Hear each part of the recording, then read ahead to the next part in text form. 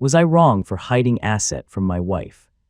Because exactly 2 years after we got married, after draining a huge amount of the money I told her was my life savings, she filed for divorce. No warnings. No real conversation. Just papers. Apparently, she had already made her decision long before I saw the envelope. And she didn't stop there. Let's get into the story. The rain had pelted against our windows the night before, a relentless symphony that had finally ceased with the dawn. As I stood at the grill of my parents' backyard, flipping burgers under the forgiving gaze of the morning sun, my Uncle Silas approached me with a peculiar look in his eyes. Marcus, he began, his voice tinged with an urgency that seemed out of place amongst the casual chatter and laughter of our family gathering. I need to ask you something important. I turned, the tongs still clutched in my hand, as concern etched itself onto my face. What's up, Uncle Silas? He glanced around as though making sure we were far from prying ears. Have you secured your assets? The question was so out of left field that I choked on a laugh before steadying myself. Assets, what do you mean? My uncle frowned, an expression of deep-seated concern etched into his features. You are about to get married, right? I was quiet for a moment. So you are suggesting a prenup? I asked, still not quite following. No, something more secure and effective in my opinion, he replied, shaking his head as if dismissing the very idea. Wealth regulation. Uncle Silas, a retired accountant with a lifetime of observing human folly, wasn't offering platitudes. He'd seen enough marriages crumble, enough fortunes lost to vanity and misjudgment. He'd spent decades dissecting financial statements, spotting irregularities, and recognizing the subtle signs of a deal gone wrong. I asked, wealth regulation, what is that? He leaned in slightly, lowering his voice to a serious whisper. It means you should get significantly less wealthy before you sign half your life to someone with the potential to ruin you with an unprovoked decision. His words hit me like concrete. I just stared as he continued. Let me tell you something, Marcus, he said, leaning forward, his gaze sharp. People aren't always what they seem. Especially when it comes to money, and especially when you're letting someone else hold the keys. He paused, taking a sip of iced tea. I've learned a hard lesson over the years, a lesson worth repeating. Love shouldn't be built on a foundation of vulnerability, especially when it comes to your assets. Sometimes, the best advice you'll ever receive sounds like paranoia until it saves your entire life. The gravity of his words hung in the air, heavier than the previous night's rain. I thought hard about my situation, pondering over my assets and my future bride-to-be, Sabrina. Being a man who prided himself on his pragmatism, I felt a prickle of unease. I have been so focused on her, about building a life together, I hadn't thought about protecting anything. He continued as though reading my thoughts. I'm not saying be stingy or selfish in your marriage, but introduce he to you wealth gradually, slowly and carefully introduce more wealth into the marriage as you get to know her better, proving herself with time. Trying to lighten the mood, I said, come on, Uncle Silas, you're being a bit dramatic. But even as I spoke, I couldn't shake the feeling that Uncle Silas's warning wasn't dramatic. It was a necessary, unsettling truth. It was an unconventional piece of advice, one that left me feeling both confused and intrigued. Yet in Uncle Silas's eyes, there burned a wisdom that I couldn't afford to ignore. And so, as the family barbecue continued around us, I knew my life was about to take on a different course, one guided by wealth regulation and cautious trust. I've said my piece. What you do with it is up to you, boy, Uncle Silas said with a tone that said my job is done. I began to understand that Uncle Silas wasn't just offering a cautionary tale. He was handing me a tool, a vigilance, a preparedness, a silent defense against a world that rarely operated with honesty and intention. I felt a shift within me, a subtle resolve beginning to form. I wasn't sure what the future held, but I knew, with a sudden, unsettling clarity, that I needed to be prepared for anything. That night, I couldn't shake off Uncle Silas's advice about wealth regulation. Determined to take action, I sought out my father after the barbecue had wound down. We sat in his dimly lit study, surrounded by shelves of books and the soft hum of old memories. Dad, I began tentatively, Uncle Silas gave me something to think about regarding our family's wealth. He looked up from behind his desk, a glint of understanding already present in his eyes. What is it? So I told him everything, the concern, the advice, and the way Uncle Silas had phrased it. My father listened intently, nodding as though he expected this conversation to happen all along. Marcus, he said thoughtfully, the world can be a cruel place, especially when emotions cloud our judgment. I nodded in agreement, feeling a sense of camaraderie with my father that I hadn't experienced in years. We were about to embark on something significant, and I wanted him by my side. "Let's take Uncle Silas's advice," I said, the resolve hardening within me. "We can sign over a significant portion of my wealth to your company." He leaned back in his chair with a soft chuckle. That was quick. "All right then, let's outline a plan." Within the hour, we had drafted a preliminary strategy, a legally sound arrangement to safeguard my wealth and give me peace of mind as I stepped into matrimony. Since my father was both the core pillar and funder behind my company's inception, his trustworthiness wasn't in question. He'd always been a man of integrity, someone who believed in fairness above all else. As we finalized our plan, I knew that whatever decision I made was the right one, not just because of Uncle Silas's advice, but because it felt right with my father by my side. Sabrina was fully aware that I had money. What she never understood was the scale of it. This lack of knowledge on her part aligned perfectly with the plan that my father and I had carefully constructed.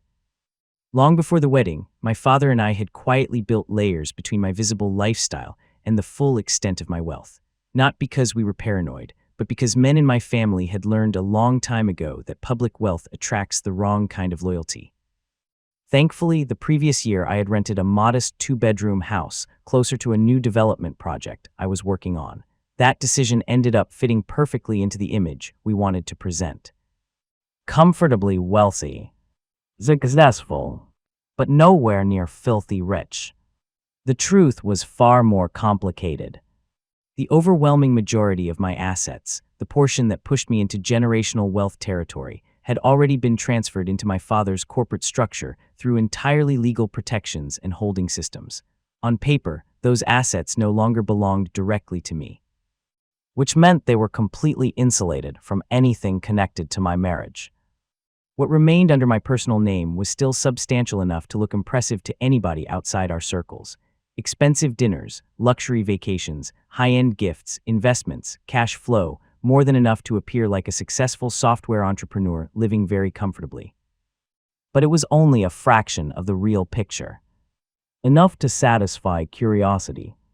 Not enough to expose the kingdom behind the curtain. And because Sabrina believed she already understood my financial ceiling, she never looked deeper. That was the genius of the entire arrangement. Nothing about our lifestyle felt fake. It was simply edited. As the wedding drew closer, everything about Sabrina felt like it had settled into a flawless rhythm. She carried herself with an ease that made the entire world seem lighter around her, loving in a way that felt natural rather than performed, confident without arrogance, and emotionally present in a manner that made me believe I had somehow stumbled into something rare and permanent. There was a steadiness in the way she spoke to me, a warmth in the way she looked at me, and a softness in her gestures that erased whatever doubts might have lingered in quieter moments. To me, it felt less like I was building a relationship and more like I was stepping into something already perfectly formed, as if life had finally aligned in his favor without resistance. In those final weeks before the wedding, Sabrina became almost radiant with certainty. Not nervous, not hesitant, with certainty. She talked about the future like it was already written in stone, about houses we would eventually buy, vacations we would take, the names of children we might have someday. She painted entire lifetimes in vivid detail so effortlessly that doubt itself started feeling unreasonable around her. And somehow, she couldn't seem to get enough of me. Every small interaction between us carried this electric unpredictability that made being around her addictive. A simple conversation could spiral into stolen kisses and locked doors within minutes. I'd step into the bathroom for a quick shower, and suddenly she'd appear behind me grinning like she had been waiting for the opportunity all day. 5 minutes later, she'd be screaming, while the neighbors probably questioned our sanity through the walls. Sometimes while I worked, completely buried in code, she would deliberately interrupt me just to demand attention. She'd snatch my computer mouse out of my hand, hide it somewhere ridiculous, like between her breast, even going as far as sliding it into her panties, then sit there smiling triumphantly while pretending innocence, and ask me to take it back. Yeah, boy. She was impossible to fully prepare for. Just chaotic. Spontaneous. Alive. Like loving her meant agreeing to live inside a hurricane that occasionally remembered to kiss you. And honestly, I loved every second of it. I already emotionally invested and increasingly reassured by her consistency, began to relax into that vision completely. Whatever caution I once carried from Uncle Sila's warning faded into the background noise of a man convinced he had already made the right choice. In my mind, Sabrina was not just a partner, she was the partner, the kind people spend years searching for and rarely find. What I did not fully register at first, however, was the subtle presence that had always been there on the edges of Sabrina's world, Elina. Elina was part of the wedding party, one of Sabrina's closest friends and chosen bridesmaids. She had been there through the fittings, the planning, the small emotional breakdowns that come with preparing for a life-changing event, yet she never carried herself like someone swept away by the romance of it all. Where the others laughed loudly and immersed themselves in the excitement, Elina remained composed, almost detached in a way that felt intentional rather than distant. She moved through the preparations with quiet efficiency, always present but never fully absorbed. The day after Sabrina's bachelorette party, I noticed a post that at first didn't seem like anything worth thinking about. Just another polished social media update in the middle of all the wedding hype, carefully curated, bright, and designed to look like everything was perfect. The photo showed Sabrina at the center, smiling wide, surrounded by her bridesmaids with drinks raised and the kind of chaotic energy that usually comes with nights people want to remember forever. Everything about it looked fun on the surface. Loud, expensive, carefree, exactly the kind of night you'd expect before a wedding. But it wasn't the picture that stayed with me. It was the caption. Sabrina had written something light and emotional, talking about friendship, unforgettable memories, and living in the moment. But there was a line tucked in there that didn't quite match the tone, something about people showing their true colors when it matters most. It wasn't direct enough to accuse anyone of anything, but it didn't need to be. The wording carried just enough weight to feel personal. That was when I started paying a little more attention. I noticed Elina wasn't mentioned anywhere in the caption. No tag, no name, nothing. For someone who had clearly been part of the night, that absence felt intentional rather than accidental. Then I looked closer at the photos themselves. Elina was there in the background in one of them, slightly off to the side, not leaning into the moment like the others, not matching the same exaggerated energy. Her smile looked controlled, careful, almost rehearsed, like she was participating but not fully inside whatever was happening around her. It suggested something had happened between them. A disagreement, a clash, maybe even a fight. But at the time, I didn't take it seriously. I brushed it off almost immediately. Just girls' drama, I told myself. Something emotional, something temporary, something that would sort itself out without ever reaching me. We were days away from a wedding, and in my mind, whatever happened in the bridal party stayed there. It had nothing to do with me, nothing that could affect anything important, nothing that could possibly matter in the bigger picture of my life with Sabrina. So I didn't question it. I didn't ask about it. I just kept scrolling. And I let it pass like it meant nothing. This was something between my wife and her friend. After all, I had no business in it whatsoever. On the day of the ceremony, Elina stood among the bridesmaids in a soft, elegant dress that matched the wedding's theme, holding her bouquet with calm hands. Her expression was controlled, her posture perfect, but her eyes told a different story, watchful, analytical, quietly tracking everything unfolding around her. She looked at Sabrina with familiarity, but also something deeper that was harder to define. Not jealousy, not disapproval, but a kind of restrained awareness, as if she was noticing details others were too emotionally invested to see. I don't know if it was my years of pattern recognition even in complex codes, but I saw an unsettling pattern with her and didn't really like her because of that. I never brought it up though. To me, she was just background and Sabrina was my world. That was all that mattered. Our home became a stage for elaborate parties, each one an opportunity for Sabrina to showcase not just herself, but also the opulence we were accumulating. She would spend hours choosing the right outfit or selecting exquisite pieces that screamed luxury. Her eyes sparkled with excitement whenever she talked about our future, hinting at grand gestures and extravagant gifts. At first, I didn't mind the expenses. They seemed like a small price to pay for a life filled with laughter and beauty. But as time progressed, I began to notice an underlying pattern in Sabrina's spending habits that slowly unraveled the delicate facade of our financial harmony. While Beneath the surface of this idyllic picture, a quiet tension began to build. It started subtly with a few impulsive purchases, a designer handbag here, a pricey piece of jewelry there. Sabrina justified them as treats, as rewards for her hard work, for the success of his company. Marcus, remembering his uncle's warning, tried to gently steer her towards more sensible spending habits. Maybe we could put a little of that money into a savings account, Sabrina. He suggested one evening, after she'd excitedly purchased a limited edition watch. "Oh, don't be silly, Marcus," she replied, waving a dismissive hand. "It's just a small indulgence. I deserve a little luxury, don't you think? Besides, this is an investment. It'll be worth something someday."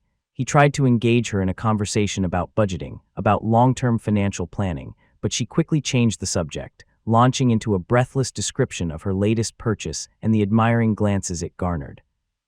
Her purchases, initially justified by their utility or sentimental value, gradually shifted towards displays of wealth meant to impress others.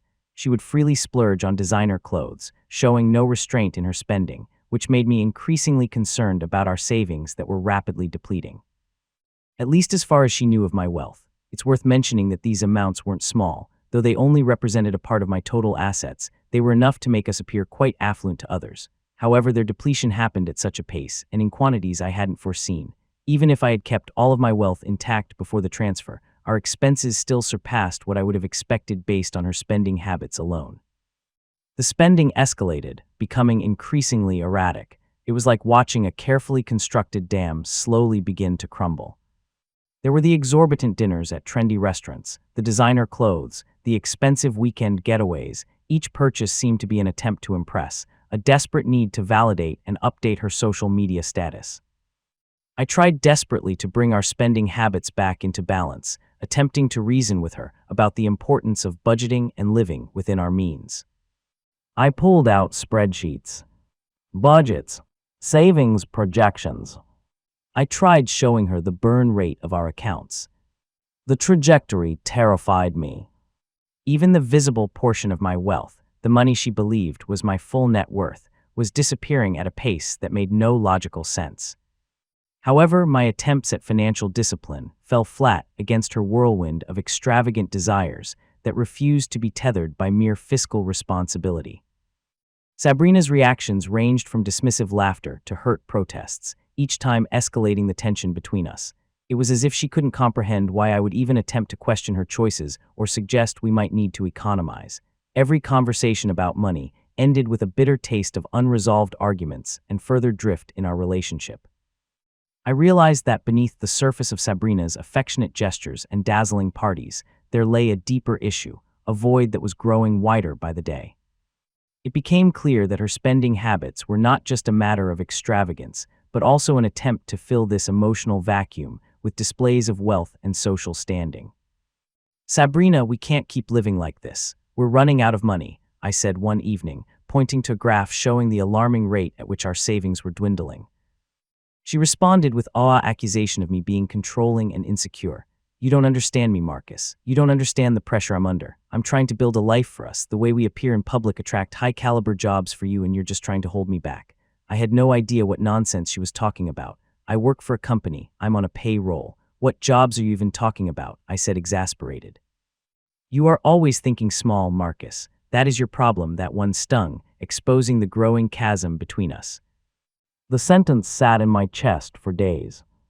Because despite everything, I realized she was no longer speaking like my wife. She was speaking like someone auditioning for a richer life. I subconsciously reflected on Uncle Sila's warnings, his words ringing in my ears loud and clear as if he was standing right there in the room. "You should get significantly less wealthy before you sign half your life to someone with the potential to ruin you with an unprovoked decision." I fully understood that phrase now. It glared at me in high definition. Empty heart pounded with the thought of what would have happened if I had ignored his warning. Thanks to that and my father's help, most of my actual assets had already been quietly transferred and protected before the wedding. At the time, I almost felt guilty for hiding it. Now I realized it was the smartest decision of my life. Because even with access to only a fraction of my real wealth, Sabrina managed to drain money faster than I thought humanly possible. Our financial disagreements morphed into full-blown conflicts, underscoring a chasm that had been silently forming between us, a gulf too wide for two people who had started out so in love. The illusion of perfection began to crumble, revealing the stark reality beneath. We were caught in a web of unaffordability and emotional disconnection. Sabrina knew exactly how much money I had brought into the marriage. Or at least, she thought she did. The amount sitting in our accounts was still enormous by normal standards, more money than most people would see in years. She had full joint access to everything I allowed her to see, every transfer, every balance, every withdrawal. She watched the numbers in those accounts in real time. Watched them shrink. Watched savings disappear month after month. And somehow, it never slowed her down. That was the part that eventually began terrifying me. Because most people panic when they see money running low. Sabrina spent harder. Almost aggressively. Like she was racing against the account balance itself. At first I tried to rationalize it. Maybe she just wasn't used to managing large amounts of money. Maybe she thought my company was earning faster than it actually was. Maybe she trusted me too much financially. But eventually, I noticed a pattern I couldn't ignore. Most of what she bought held value independently from me. Designer bags, jewelry, luxury watches, rare heels, limited edition accessories. Things easy to keep, easy to move, easy to resell. It started feeling less like spending, and more like conversion. Like she was slowly transforming liquid marital money into personal assets she alone controlled. And the more the account dropped, the more obsessed she became. As our joint account dried up and financial strains mounted, so did the specter of doubt about whether this marriage was truly meant to be. It was a painful realization that my heart harbored fears and uncertainties that went unspoken, overshadowed by the desire to hold on to the dream we had once shared. The question lingered, could our relationship withstand the storm that financial stress was brewing? And if not, how would I navigate the aftermath of a marriage built on an illusion? She would spend hours scrolling through social media, comparing herself to influencers, celebrities, wives of athletes, women with private jets and million-dollar closets. Then suddenly she'd become irritated, withdrawn, restless, like our life was no longer enough. Her behavior toward me began changing almost overnight. The warmth faded first, then the affection, then the respect. Arguments became routine. "You're insecure," she snapped one evening after I questioned a shopping spree that nearly emptied one of our investment accounts. "You act like poor people," she continued, "always scared to spend money." That one hit a nerve. Not because of the insult, but because of the disgust in her voice. This was someone who brought little to nothing to the marriage as far as finances goes. It was the first time I truly felt beneath my own wife. The parties became bigger after that. Louder, more extravagant. She started inviting people I barely knew into our home just to maintain appearances. Expensive champagne, catered dinners, designer outfits worn once and discarded.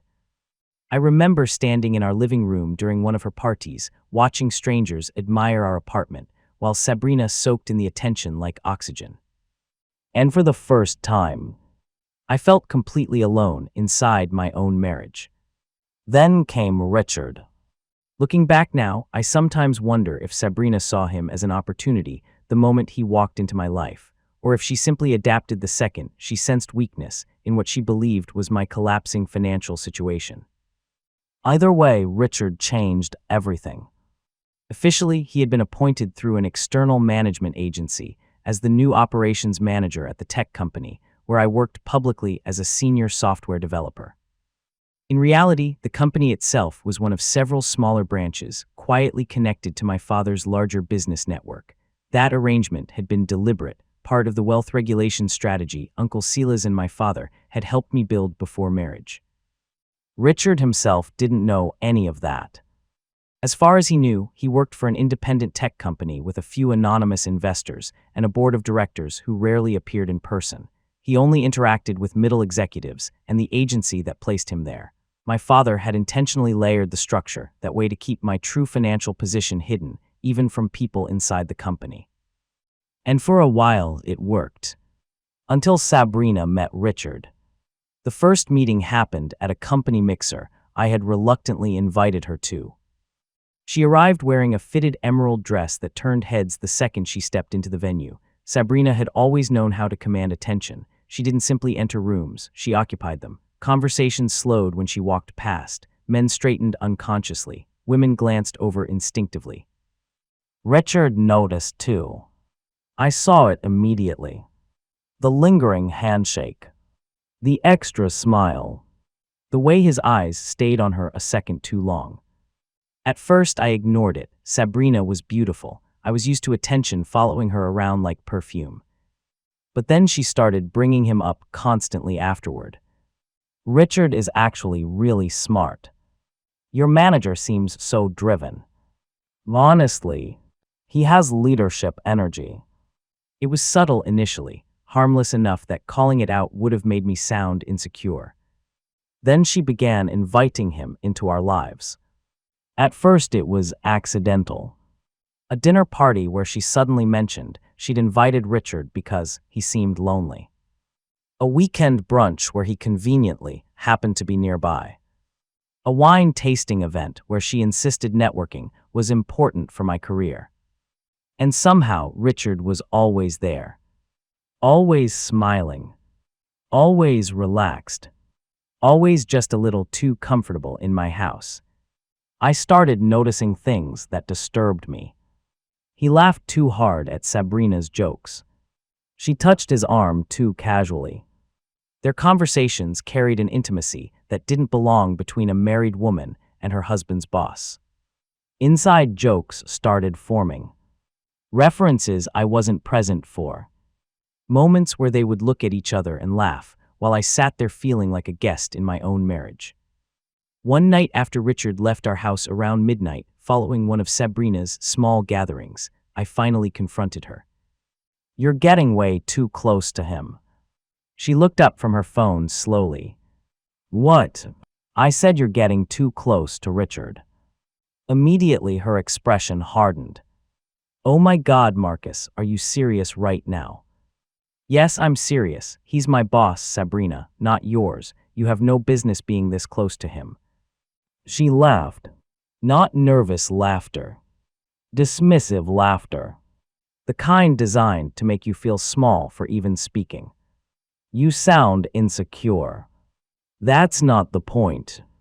No, that is exactly the point, she snapped. You're intimidated by him. I stared at her in disbelief. Intimidated.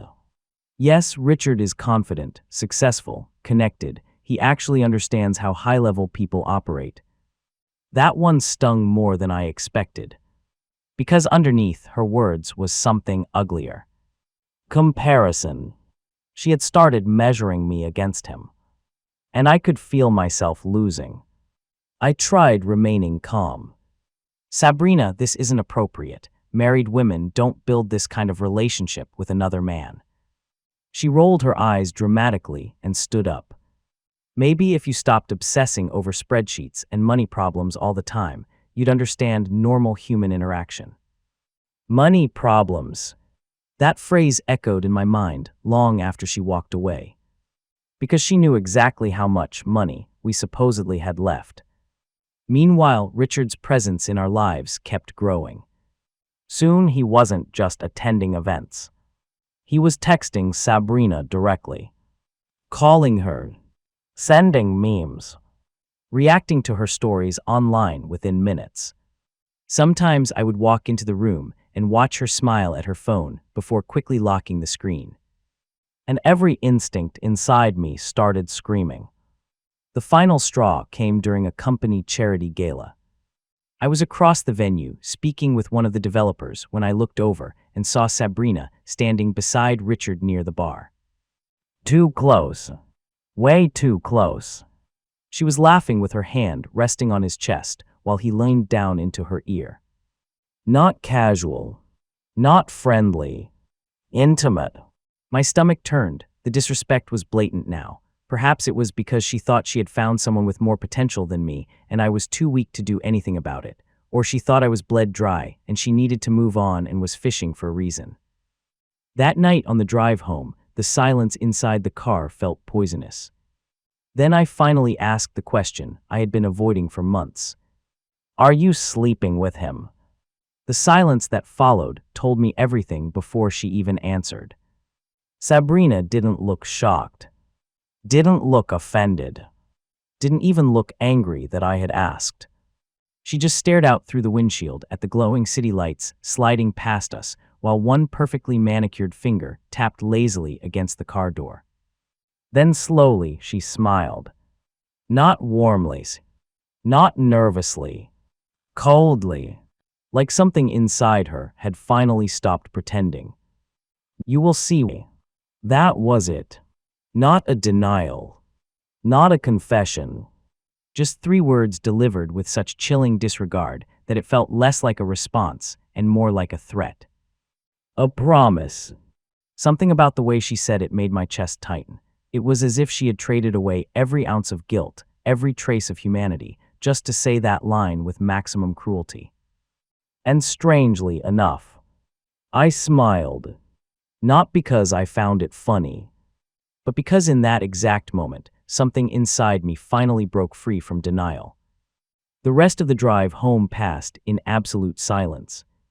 No music. No conversation. Just the low hum of the engine and the sound of 2 people sitting beside each other while their marriage quietly died in real time. Sabrina's nonchalant answer from the previous night kept replaying in my head long after I woke up. "You will see me." Not with a raised voice, not with attitude, just a statement from someone who couldn't care less. Something about it bothered me. Not the words. The calmness behind them. Too smooth. Too controlled. Like someone already prepared for the consequences of a lie. The thought was still looping through my mind the next morning when I wandered into the kitchen looking for soda. And immediately froze. Elina was there.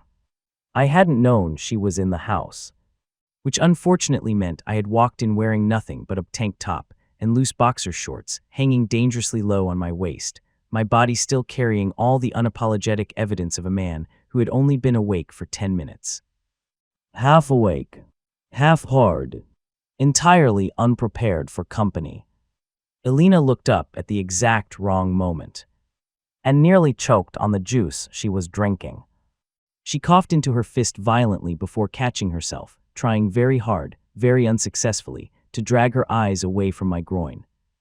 Her eyes moved, then drifted back again, then finally snapped upward to my face once she realized I had caught her staring slightly longer than human resources would recommend. The poor girl turned red instantly. "Gee, good morning, Marcus," she blurted out. I fought back a smile. "Morning, Elina." I walked casually toward the fridge like nothing weird had just happened. "What are you doing here this early?" She tucked hair behind her ear awkwardly. "Sabrina asked me to walk her through one of my recipes." "Oh," I grabbed a soda. "Where is she?" "She's, Right on cue, Sabrina walked into the kitchen. Perfect timing. Almost too perfect. "Good morning, dear," she said sweetly, before planting a performative kiss on my cheek. I stiffened slightly, caught between confusion and irritation at how suddenly affectionate she was acting. Then her eyes slid toward Elina. "Please put on some clothes before you give Elina a heart attack." The statement came wrapped in a smile so polished most people would have missed the poison hidden underneath it.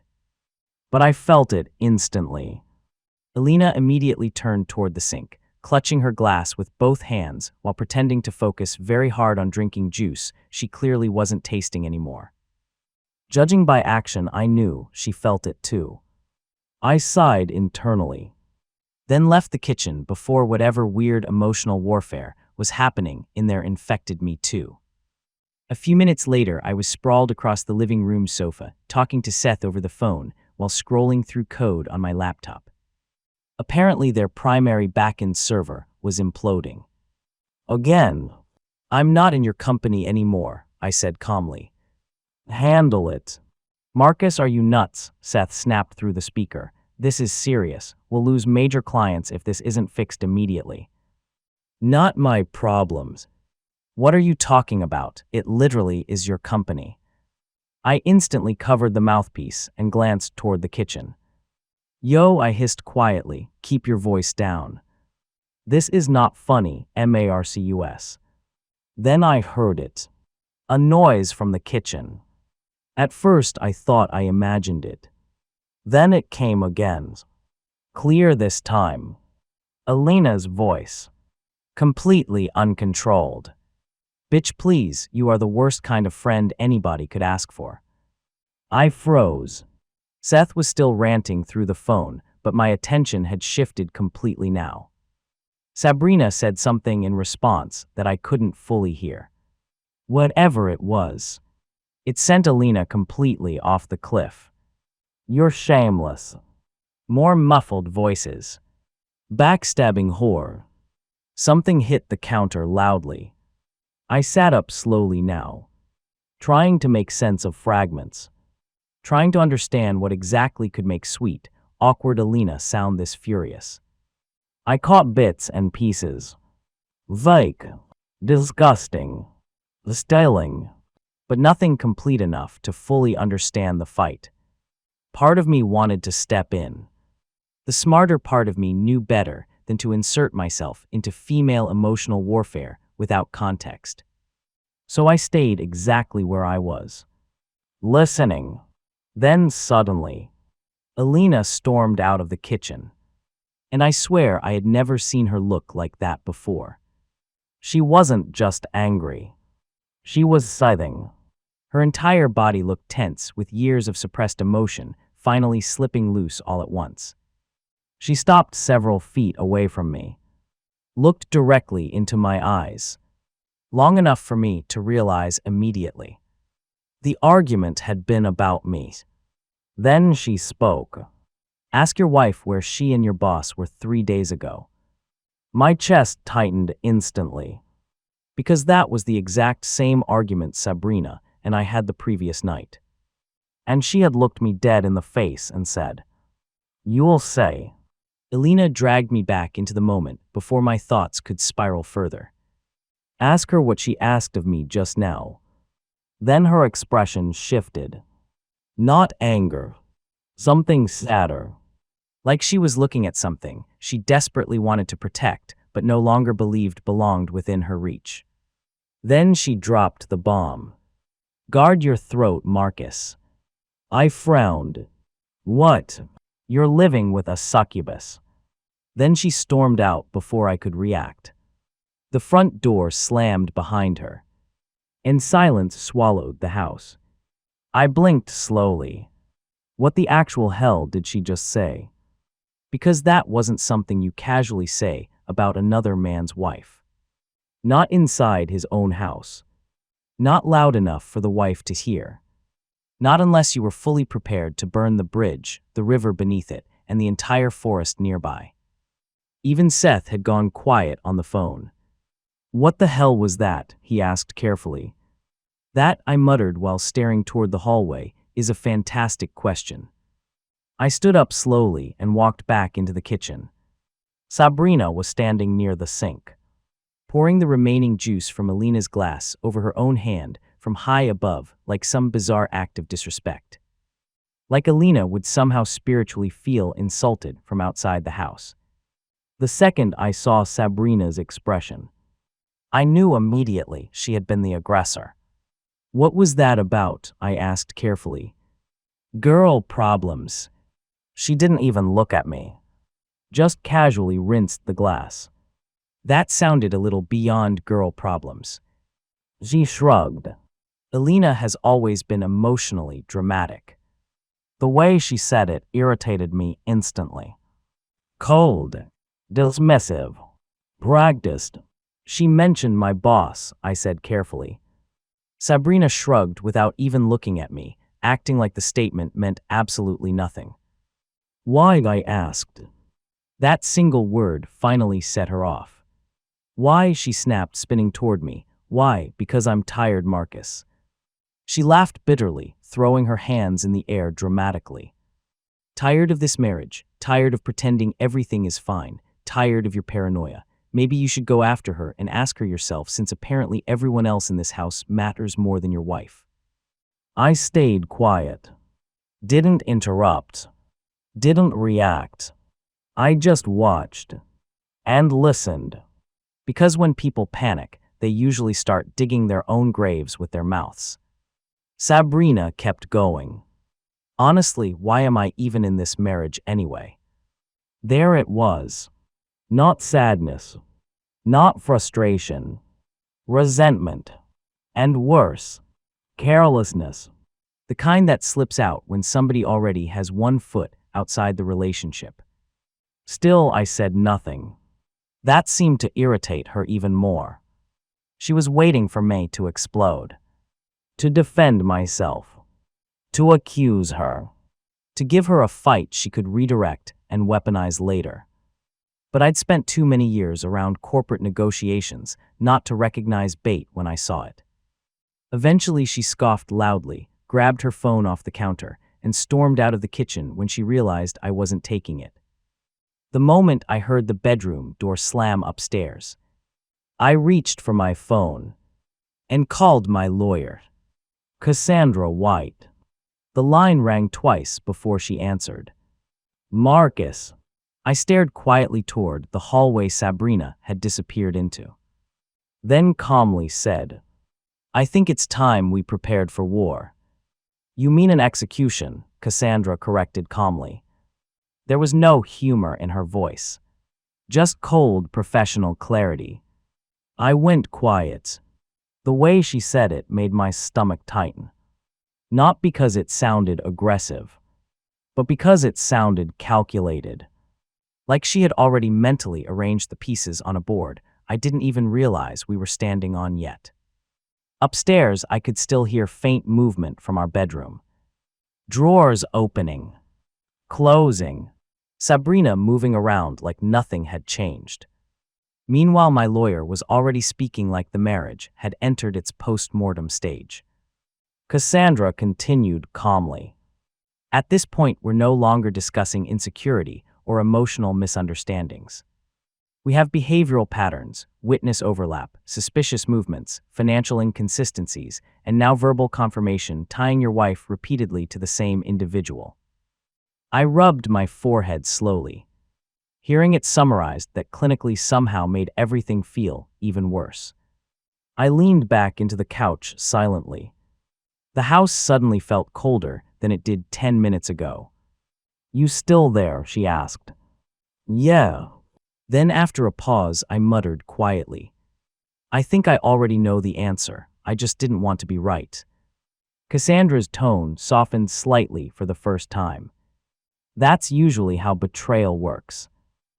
The explosion came 3 nights later. To this day, I still don't know whether Sabrina lost control in pure rage, or if the entire confrontation had been carefully calculated from the beginning. Maybe both. What started as another argument about Richard escalated with unnatural speed, like gasoline waiting for a spark. One moment we were exchanging sharp words in the kitchen, and the next she was unleashing months of buried venom with a level of hostility that genuinely stunned me. Sabrina had come home late again. Not unusual anymore. At that point, lateness had become part of her routine, the same way disrespect had become part of our marriage. She walked into the house smelling like expensive perfume and wine, tossing her purse onto the kitchen counter with the casual confidence of someone who no longer felt accountable to anybody. I was sitting in the living room waiting. Not angry. Not even emotional anymore. Just tired. Exhausted. The kind of exhaustion that settles into your bones when your spirit has been fighting for something already dead. I wasn't even staying up for her. I was up thinking hard about my next move. Sabrina didn't notice me immediately. When she finally did, she paused briefly before letting out a sound somewhere between a soft laugh and an amused grunt. The expression on her face carried a strange sense of victory, like she enjoyed the idea that I had been sitting awake, worried, while she spent the night partying like a single woman with no responsibilities waiting at home. "I'm guessing you have another stupid question for me," she said with a careless chuckle.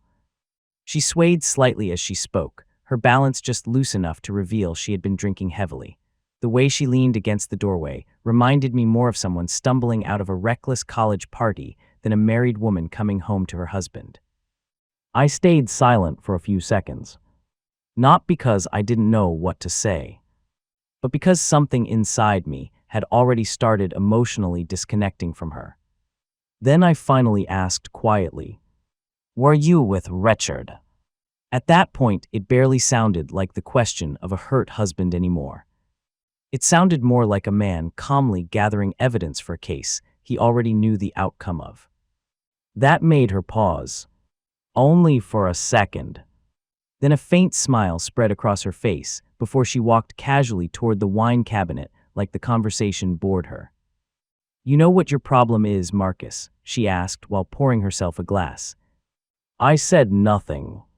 She took a slow sip before turning toward me, her eyes dragging over my face with almost theatrical disappointment. Then deliberately she let her hand glide down the full length of her body, over her neck, across her waist, down her hips, as though she were presenting herself like some luxury item I could no longer afford to keep.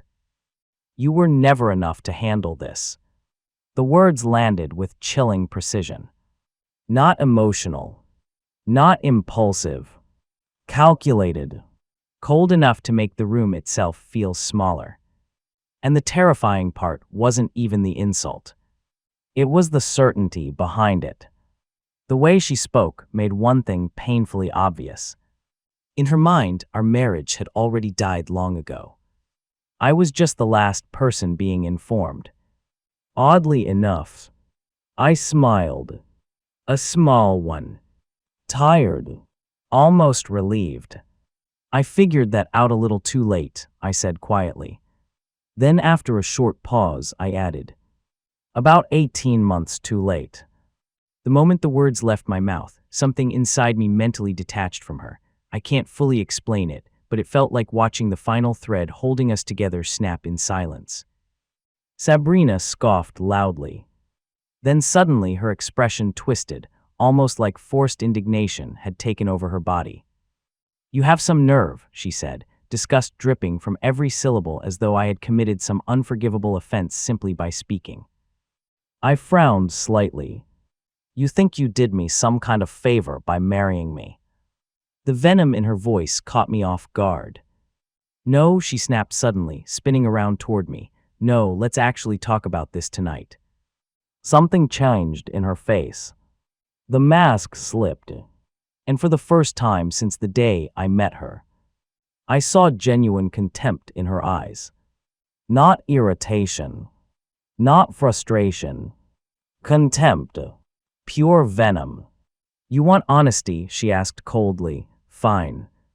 Then everything exploded. What should have been a painful but controlled conversation escalated unnaturally fast into something brutal. It felt less like an argument between husband and wife, and more like years of hidden resentment finally ripping through a broken dam. Every sentence she spoke sounded poisoned. "You want to know why I got close to Richard?" she spat. "Because he actually acts like a man with ambition." I stared at her quietly. "I see," I said softly. "Oh, I'm serious," she continued immediately. "I am exhausted pretending to admire mediocrity." That word hit harder than I expected. Mediocrity. I actually laughed once under my breath in disbelief. "Mediocrities." "Yes," she shouted. "Do you know what it feels like watching your husband panic over money every week, watching him obsess over spreadsheets while life is collapsing around him?"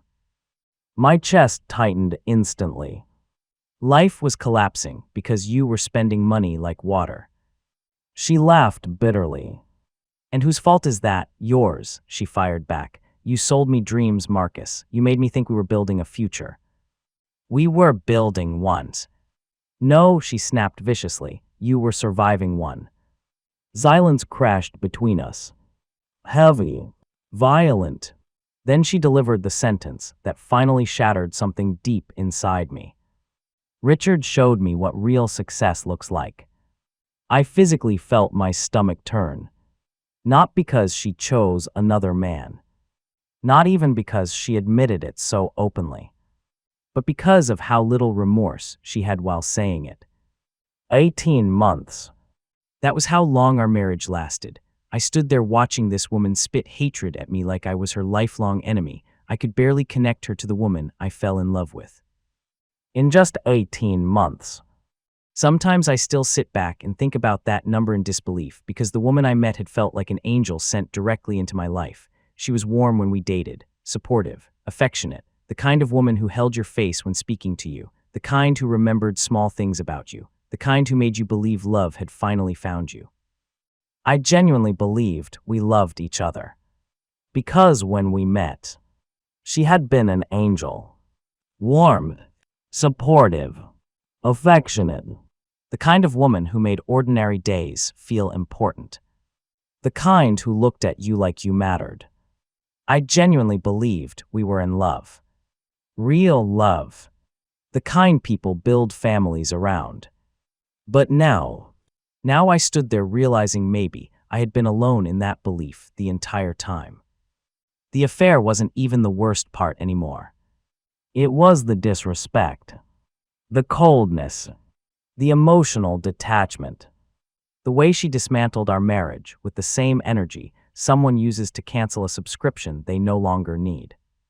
No tears, no hesitation, no guilt, just calculation. And suddenly, everything made horrifying sense. The spending, the obsession with luxury, the designer bags, the jewelry, the emotional withdrawal, the endless social media performances. All of it.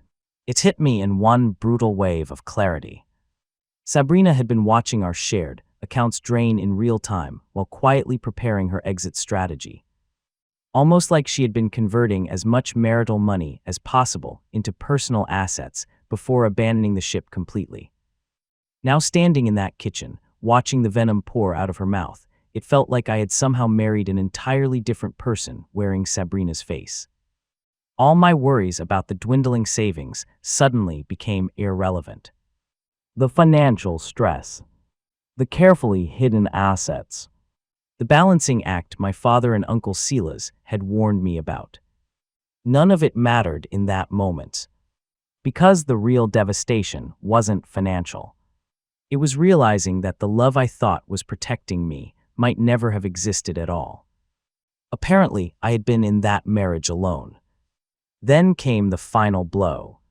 Sabrina grabbed her phone mid-argument and dialed someone without even leaving the room. I already knew who it was before she spoke. "Come get me." That was all she said. 25 minutes later, Richard pulled up outside our house. 25 minutes. Not 40. Not in hours. 25.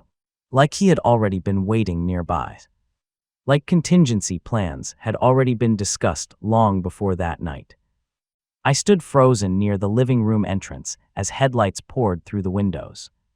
Then Sabrina walked upstairs calmly and returned with 2 suitcases that somehow looked pre-packed. That hurt more than anything, because it meant she had already decided long ago. This wasn't emotional. This wasn't impulsive. This was an exit strategy. She stopped at the doorway and looked at me one final time. And with almost no emotion attached to her voice, she said, "Expect my lawyers." That sentence hit harder than screaming ever could. No sadness. No gratitude. No acknowledgement of the life we built together. Just legal warfare. Then she stepped outside. Richard got out of the SUV immediately the moment he saw her, moving with a familiarity that made my stomach twist. He placed his hand low on her back, far too low, far too naturally, as he guided her toward the passenger seat. Not the touch of a new affair. The touch of a man who had done that many times before. The engine hummed softly as the SUV pulled away from the curb. And I just stood there, alone inside the house we once called our future. The silence afterward was unbearable. Every room suddenly felt unfamiliar. The couch where we watched movies. The dining table where we planned vacations. The kitchen where she once danced barefoot while cooking. All of it felt poisoned. Like the entire marriage had been nothing more than an elaborate performance built on lies, half-truths, manipulation, and financial ambition. I sank slowly into the living room chair and stared into the darkness long after the taillights disappeared. And one question kept echoing in my mind over and over again. Had Sabrina ever truly loved me at all? Or had I simply mistaken desire, convenience, and performance for love? After they left, the house fell into a silence so complete it almost felt unreal. No shouting. No footsteps. No Sabrina. Just the faint ticking of the wall clock and the distant hum of Richard's SUV disappearing into the night. I stood there motionless for a few seconds before slowly reaching into my pocket and pulling out my phone. Then I hit play. The recording started immediately. At first it was just background noise, our voices overlapping, tension filling the room. Then her voice came through clearly. Cold. Sharp. Certain. Richard showed me what real success looks like. I listened without blinking. Every insult. Every confession.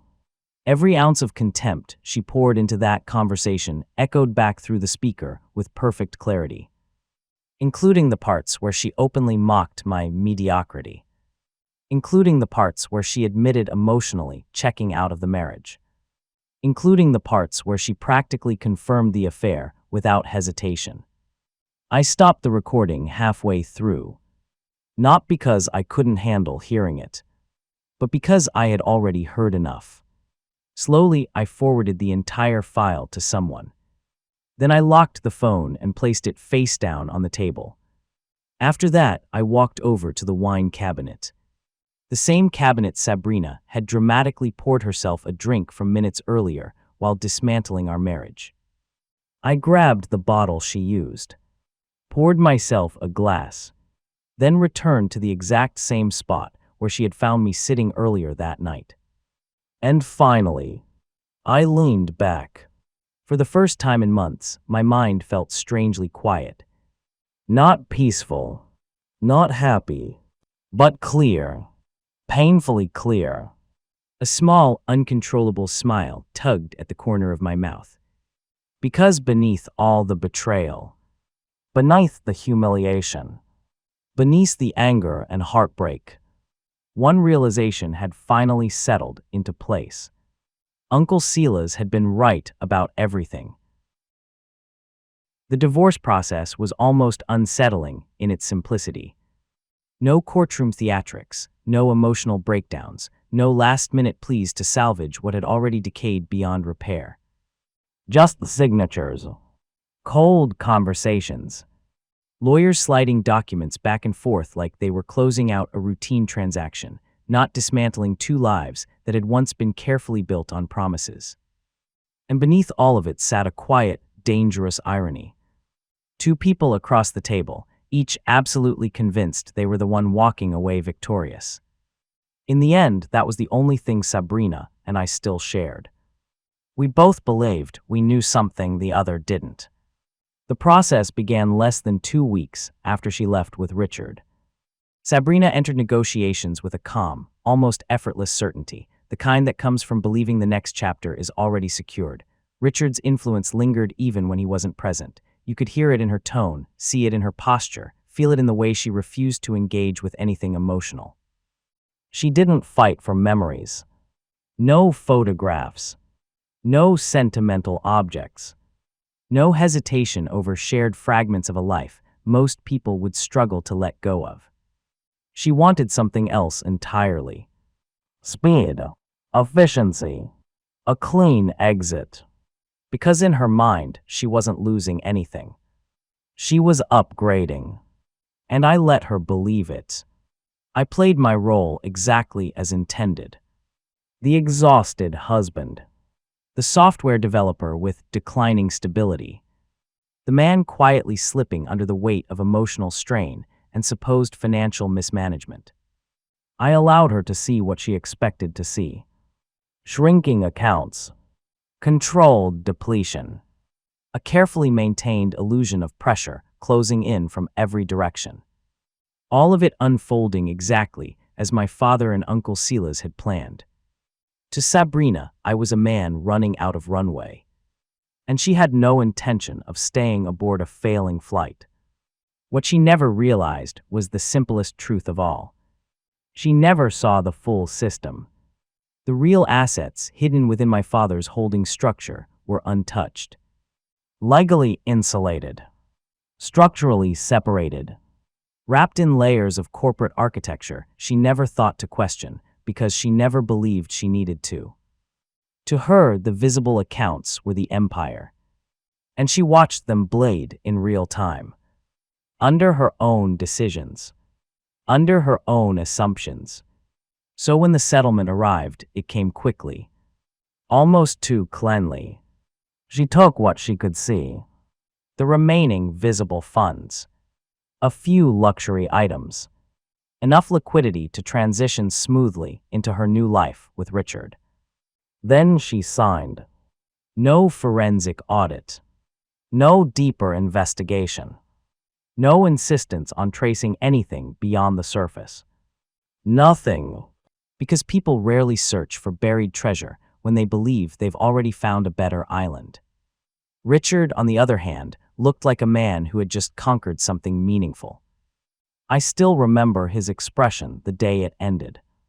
That quiet smirk, that certainty, like he had taken something valuable from me, my wife, my stability, my future, and walked away clean. The problem was simple. He didn't know whose infrastructure he was standing on. The condo Sabrina moved into after the divorce wasn't his victory. It was my asset hidden under my father's company, a temporary executive residence tied to Richard's employment contract through the same corporate system that placed him in my workplace. Conditional occupancy, not ownership, a privilege, not a possession, and a privilege that could be revoked at any time. But Sabrina wasn't finished. Not even close. She didn't just want a clean divorce. She wanted a cleaner aftermath, one where I stayed down and didn't get back up. So she indirectly connived with Richard to get me fired from my job. The pressure spread outward. Subtle at first. Anonymous complaints. Whispers about my emotional instability. Concerns about my focus and judgment.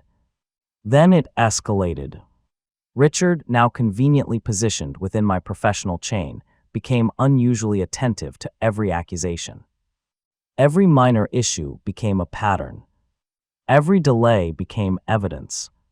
Every silence became suspicion. I was never given a real chance to defend myself. Just processed, quietly terminated under the language of misalignment with organizational expectations. A polite execution dressed as HR procedure. Then came the second blow. My car, reclaimed through separation logistics and ownership ambiguity. A legal technicality that required no confrontation, just paperwork. And finally, the apartment. The place I had rented long before Sabrina ever entered my life became another battlefield of leverage and timing. The structure of the lease, combined with how she positioned herself during separation, created just enough friction to force me out. I remember packing in silence, while she stood there watching, not helping, not speaking, just observing, like I was a scene she had been waiting to reach the end of. Cold, still, satisfied. She didn't rush me. She didn't need to. Because in her mind, it was already over. I was finished, and she had won. I remember standing outside that apartment, surrounded by the aftermath of everything I had just lost, thinking the worst was finally behind me.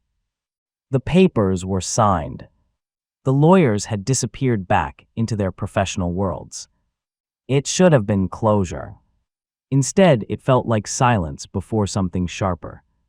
That was when Sabrina walked up to me.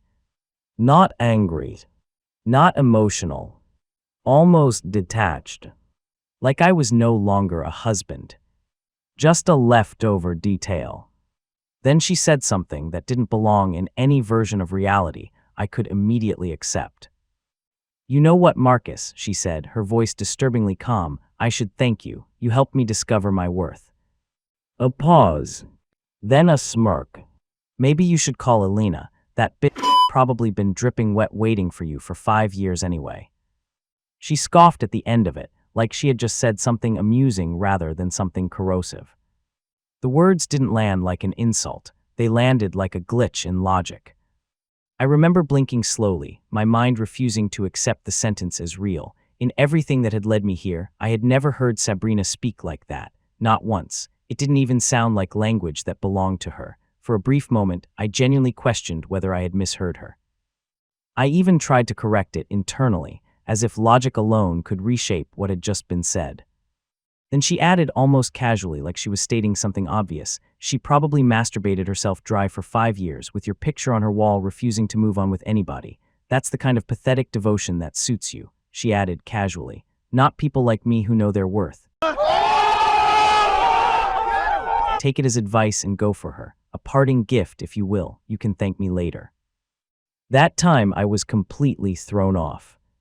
I remember looking at her properly, really looking, as if I was trying to reconcile the woman in front of me with the one I had once known, because that wasn't just an insult. It didn't even feel like jealousy or anger. It felt like something else entirely. A final rewrite of reality. Elina hadn't been part of my life in any meaningful way that could justify that kind of certainty. Not in time, not in memory, not in anything I could logically anchor. Sabrina herself has been in my life for a little over 2 years, Elina even less, but she'd said 5 years like it was fact and repeated it as if hammering it into my skull.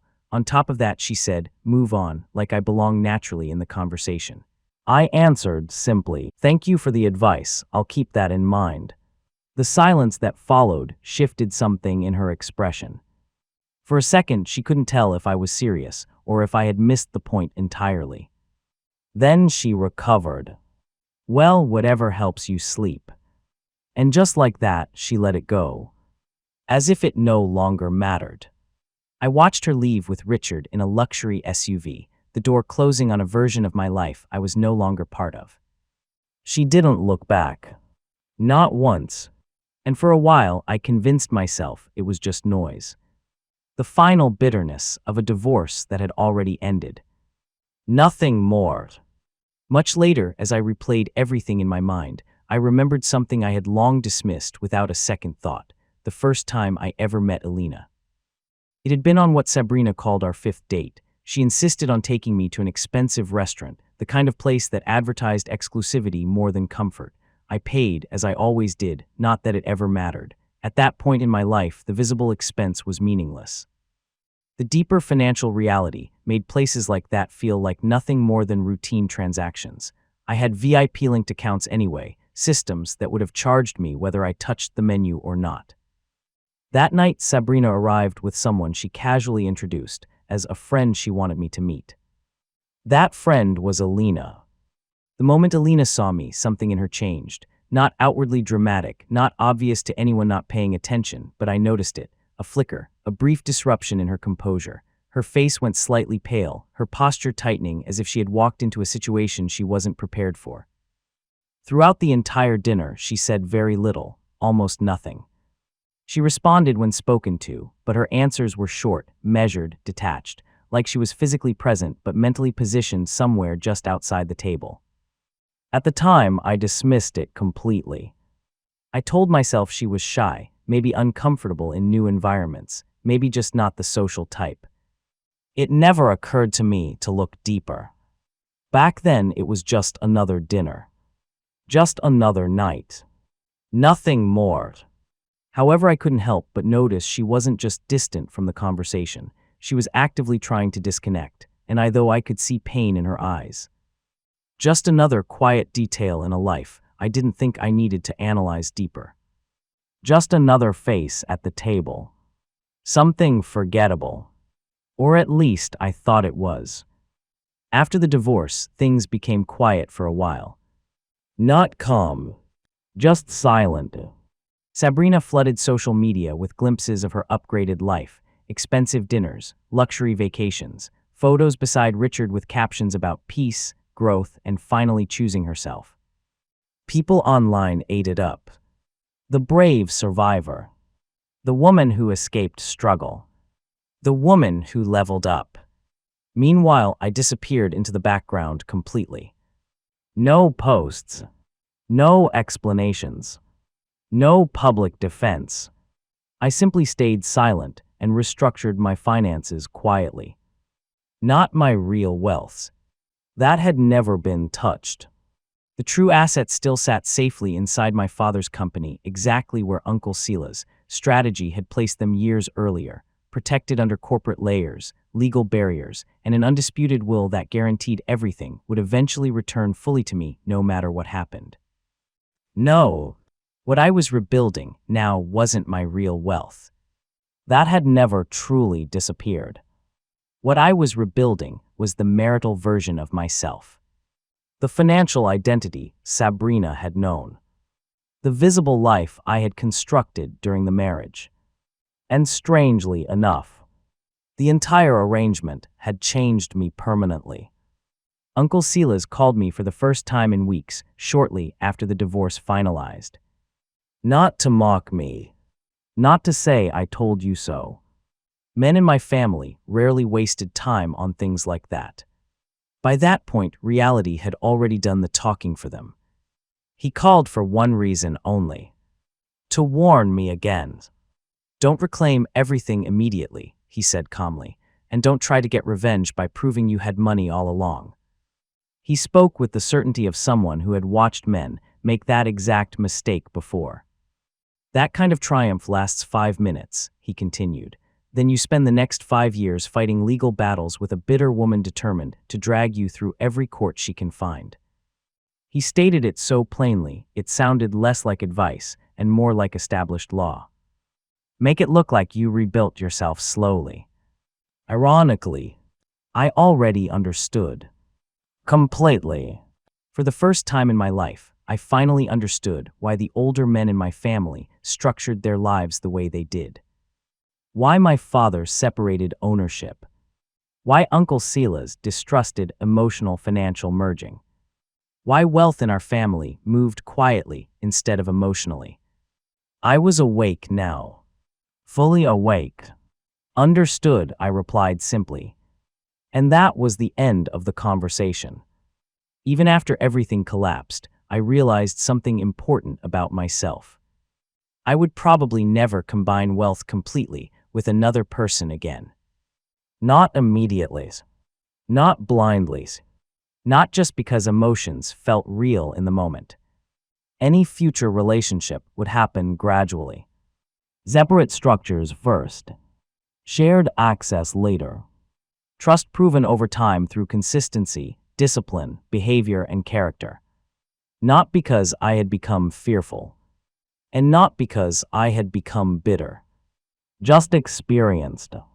There's a difference. Pain changes some people into cynics. Others into students. On the surface, however, my story would eventually look very simple to outsiders. A man loses everything in divorce. A man quietly rebuilds. That was the version the world would see. And honestly, it was close enough to the truth to survive scrutiny. Quietly, over time, I transferred more than double the visible wealth I had brought into my first marriage back under my direct control. No announcements. No revenge success posts online. No dramatic billionaire reveal. No desperate attempt to humiliate Sabrina publicly by proving she had miscalculated. Just silent movement. The kind powerful people make when they no longer feel the need to explain themselves to anybody. My father asked me one night over dinner if he should terminate Richard's appointment immediately. I remember sitting there for a long moment before shaking my head. No, I told him calmly, leave it alone. And I meant it. I didn't hate Sabrina. Not anymore. I didn't even wish suffering on her. If anything, a strange part of me felt grateful. Because she had shown me exactly how the real world worked before life had a chance to teach me more brutally later on. Then came the phone call that changed everything. Elina. She didn't call to gossip, didn't pry, didn't fish for details. Her voice came through quietly. Marcus, I heard what happened. At first, I ignored the call entirely. By that point, I didn't trust kindness anymore. Kindness had started feeling like manipulation, wearing softer clothes. But something about her voice felt too sincere to dismiss completely. So eventually, I answered. I'm holding up, I said quietly, still playing the role everyone expected me to be playing. Broken, humiliated, destroyed. There was a brief pause before she asked calmly, Do you have somewhere to stay? The question hit harder than I expected. Not because of the words themselves, but because I genuinely hadn't thought that part through. On paper, I was supposed to be homeless. That had been part of the illusion, part of the fall. And before I could answer, another thought crossed my mind. Exactly 1 month after the divorce, Sabrina got married. To Richard. Yes, the same man who helped destroy my career. The same man she swore was just networking. The silence on my end must have sounded like grief because Elina spoke again, softer this time. It's okay, Marcus, she said gently. You have more allies than you realize. Where are you right now? I panicked slightly. I'm at a motel outside town, I lied awkwardly. The lie died instantly. Not because she challenged it, but because she completely ignored it. Meet me at Baymart within the next hour, she said calmly, as though she already knew I wasn't out of town at all. I'll pick you up from there. You can stay with me for as long as you need. And immediately, Sabrina's final words, outside the courthouse, came rushing back into my head. Maybe you should call Elina. For a brief second, I almost asked her directly if she had known me before our first meeting years ago. I stopped myself midway, but the curiosity stayed. Maybe that curiosity was why I agreed. Or maybe I was simply committed to maintaining appearances. Either way, I packed a small suitcase with just enough belongings to fit the narrative of a man who had lost everything and called a cab. Elina was already waiting outside Baymart before I arrived. Not casually waiting either. Anxiously waiting. Like she was afraid I might change my mind and disappear if she looked away too long. And for the first time in a very long while, I really looked at her. She was far more attractive than I remembered. Not just physically. There was something different about her energy now. Like someone who had finally escaped years of emotional suffocation and was slowly rediscovering color in her life again. She looked healthier, softer in some places, curvier than I remembered. Alive. When she saw me, her expression changed instantly, not pity exactly, but relief. Without saying much, Elina helped me load my suitcase into the back seat before quietly driving us to her place. The entire ride felt strangely calm. No awkward questions. No forced sympathy. No attempts to pry into the wreckage of my marriage. Just the silence. The peaceful kind. And honestly, after the chaos of the past few weeks, it felt almost unnatural. Then we arrived. And the moment I stepped inside her house, I realized I knew absolutely nothing about Elina. Because the woman I thought I knew, a shy, quiet girl who used to hover silently around Sabrina during social events back in university, did not match the house I had just entered. Not even remotely. Somewhere in my head, I had unconsciously imagined her living in a modest apartment. Maybe a small condo. Something simple. Instead, I walked into a fully furnished 4-bedroom mini-mansion that could comfortably rival the luxury villa I had quietly moved into after leaving the rented house Sabrina took over during the divorce. the same villa I had literally just stepped out of before coming to meet Elina while pretending to be homeless. Elegant, warm, tasteful. The kind of home built by someone who not only had money, but peace of mind too. And unlike Sabrina's carefully curated luxury, this place actually felt lived in. Warm lightings, elegant furniture, soft colors, bookshelves, art, the faint smell of vanilla and coffee lingering in the air. Everything about the house felt intentional without trying too hard. The kind of home built by someone who had both money and peace of mind. I caught myself slowly looking around, trying and failing not to look impressed. Elina noticed immediately. "Do you like what you see?" she asked playfully. I looked back at her and gave a faint nod. And for the first time since stepping out of my old life, I was genuinely impressed. "It's beautiful," I admitted, then half joking I added, "I'm a little scared for you though. The rent on a place like this has to be terrifying." Her smile widened instantly, far more pleased by the compliment than she tried to hide. "I own it," she said casually. Casually. Like we were discussing a 2-bedroom apartment and not a property that looked like it belonged to somebody with serious financial firepower behind them. Then she turned slightly and gestured deeper into the house. "Come," she said softly, "I'll show you your room." I stayed where I was for half a second longer, still mentally stuck on the part where she had casually said I own it. Did she really just glide past that? This wasn't the kind of house people simply owned, unless they were operating on a completely different financial level than I had ever associated with Elina. Almost like she sensed the disbelief sitting quietly behind my face, she glanced back at me and added calmly, "I built my own company, Marcus, from scratch." The way she said it wasn't arrogant. If anything, it sounded strangely defensive. Like she had spent years being underestimated and was quietly tired of people assuming she was fragile just because she was soft-spoken. Or maybe because Sabrina had spent years portraying her that way. "Your room's this way. Your room. Not the guest room. Not the couch. Not temporary wording. Your room." Like the space had already existed waiting quietly for my arrival long before I ever showed up.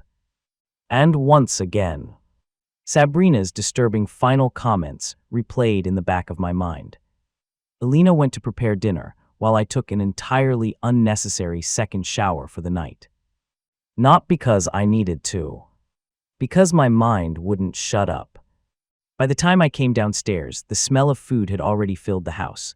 Warm, comforting, almost painfully normal considering everything happening around us. She had set the table quietly. Nothing extravagant. Just homemade food, soft lighting from the kitchen, and a silence that somehow felt safer than being alone with my own thoughts. The atmosphere felt strangely domestic. Comfortable. Too comfortable. Like we were accidentally stepping into roles neither of us had permission to occupy yet. Elina tried making small conversation while we ate, though I could tell she was choosing every word carefully now. "She didn't deserve you, Marcus," she said softly after a while. "You deserve better. And better would be you." The words left my mouth before my brain had the chance to stop them. Instant regret followed. Because I watched her expression crack in real time. Not dramatically. Quietly. Like someone who had spent years carefully holding themselves together only to get cut open accidentally by a single sentence. Her eyes dropped immediately. I'm sorry," she said softly. "I was just trying to help." "Don't." The word came out colder than I intended. Too sharp. Too defensive. Maybe because I was still clinging too tightly to the role of the emotionally destroyed ex-husband. Or maybe because letting her get too close suddenly felt dangerous in ways I wasn't ready to examine yet. Something inside her shifted immediately after that. Not anger exactly. More like the reaction of someone whose wounds had finally been stepped on one too many times. "Sorry, I started," trying to pull the conversation back before it got worse. But it was already too late. I caught her with a stranger in the bathroom during her bachelorette party. Elina blurted out angrily, "And you're still destroying yourself over someone like that." The words exploded out of her before she could stop them. The second she realized what she had said, her hand flew to her mouth. Her entire face drained of color. "Oh God, Marcus, I didn't mean." Her eyes filled instantly with panic and regret, like she had just detonated something she had been trying desperately to keep buried. Oddly enough, I stayed calm, calmer than she was, because deep down, the statement didn't shock me nearly as much as it should have. Not after everything else. Not after the strange cracks that had already started appearing in my memories of Sabrina. And maybe that was the most disturbing part of all. A small part of me had already suspected betrayal before she even confirmed it. "Was that why you two fought online the next day?" I asked quietly. Her eyes widened slightly. She looked genuinely stunned that I was paying attention and had noticed that. Sabrina had never directly mentioned Elina in those posts. They had always been vague, passive-aggressive, cryptic, but now pieces were rearranging themselves differently in my head. And just like back then, Elina couldn't answer now either. I figured it was something she genuinely didn't want to unpack tonight, so I didn't push further. Instead, I tried shifting the conversation without making it obvious. Or maybe I was just genuinely curious how the timid woman sitting across from me right now had once gotten angry enough to call Sabrina names loud enough for the entire house to hear. "And the morning you two fought in our kitchen?" I asked carefully. She tensed immediately. This time she answered. Her voice carried no emotion at all. "She asked me to sleep with you." I blinked. That answer hit harder than I expected. "What?" "She wanted dirt on you, Marcus," Elina said quietly, "dirt you weren't giving her." And suddenly, everything clicked. Not emotionally, strategically. Sabrina wasn't just cheating. She was building a narrative. A case. One where she would eventually emerge, looking like the victim no matter what happened. My stomach tightened. "But why you?" I asked slowly. That finally broke her composure a little. Because she couldn't answer. Or maybe she didn't want to. Maybe the answer hurt too much. Maybe we both already understood it anyway. I exhaled slowly, then reached across the table and gently took her hand before she could retreat into herself again. "Never mind," I said quietly. "There's already too much happening in my head right now." She nodded slowly without looking up. "And Sabrina," I continued calmly, "everything about her is irrelevant now." Elina lowered her eyes toward her plate again after that, focusing quietly on her food. But the silence between us had changed. Something invisible had shifted places. Not lust, not rebound attraction. Something softer, more dangerous. The kind of emotional closeness that starts forming long before either person is willing to admit it out loud. For the next few days, we mostly just coexisted in the same space. At least on my side. I stayed emotionally distant while Elina carefully gave me room, probably assuming I was still drowning in heartbreak after the divorce. Most of my time was spent inside the guest room she had given me, quietly writing code for hours at a time, barely speaking unless necessary. Then around the fifth night, something shifted.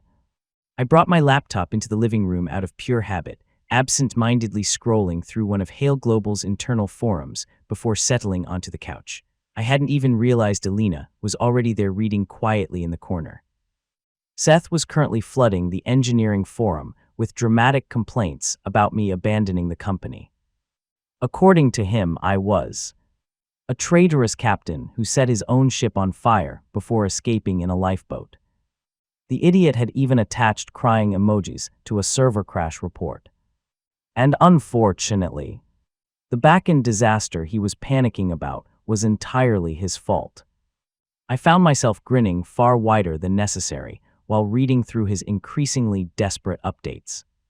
For once, I was enjoying watching Seth struggle and be genuinely serious about something. And for once, I was so distracted I completely forgot I was supposed to be the emotionally devastated ex-husband rebuilding his life. Elina noticed immediately. The effect it had on her was almost embarrassingly obvious. She visibly brightened simply because I had chosen to sit in the same room with her willingly. And somehow, she became bolder too. I was halfway through silently correcting Seth's disastrous emergency fixes when Elina walked over carrying a tray with a glass of milk and homemade shortbread cookies. Homemade? Who even still did that? She placed them gently on the coffee table before hesitating briefly, then lightly rubbed my back for half a second. "See," she said softly, "you're doing fine." I gave a faint smile without looking away from the screen, almost entirely ignoring the fact that she had somehow grown comfortable enough to touch me now. And honestly, at that point I still didn't fully know what to make of her. Part of me even found her emotional investment strangely fascinating. Like watching someone care too much about a person who clearly didn't deserve that level of devotion. Then came the mistake. Trying desperately to keep the conversation alive while I practically ignored her in her own house, she smiled softly and said, "You still look just as handsome as you did in your codes and soil pictures back then." My fingers stopped moving instantly.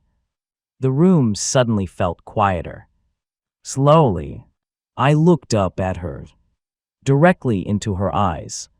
Searching, Elina froze immediately under my stare. Her entire body stiffened. Is everything okay, Marcus?" My voice came out calm. Far too calm. "That project was internal," I said slowly. 5 years ago, the pictures were never released publicly." Silence. I watched the color drain from her face. "How do you know about it?" Please to channel my Sakrapara.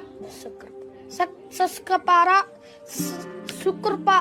Sacrifice. Her eyes widened in pure horror, like someone who had accidentally stepped onto a hidden landmine. For a few seconds, she just stared at me, completely frozen. A deer caught in headlights. And suddenly, Sabrina's final words outside the courthouse no longer sounded insane anymore. Elina's lips parted slightly, but no sound came out. For the first time since I had arrived at her house, she looked genuinely afraid of me. Not physically afraid. Afraid of what she had accidentally revealed. The room fell into a suffocating silence, broken only by the faint clicking of my keyboard screen dimming from inactivity. "You knew me before Sabrina introduced us," I said quietly. It wasn't a question anymore. Her fingers tightened nervously around the edge of the sofa cushion. "Marcus, how?" My voice stayed calm, but internally something had already started rearranging itself at violent speed. Because suddenly memories I had ignored for years were returning with new meaning attached to them. The way she froze the first night we met. The way she barely spoke during dinner. The strange tension around her during the wedding. The fallout after Sabrina's bachelorette party. The unreadable looks. The subtle discomfort whenever Sabrina dragged Richard into conversations. And now this. Codes and soil. A private internal agricultural software project I had worked on almost 5 years ago while consulting temporarily under my father's development branch. No media coverage. No public portfolio. No press release. Nothing. Only internal staff and a very small number of academic collaborators even knew the project existed. Elina lowered her eyes slowly like someone standing at the edge of a cliff, deciding whether to jump.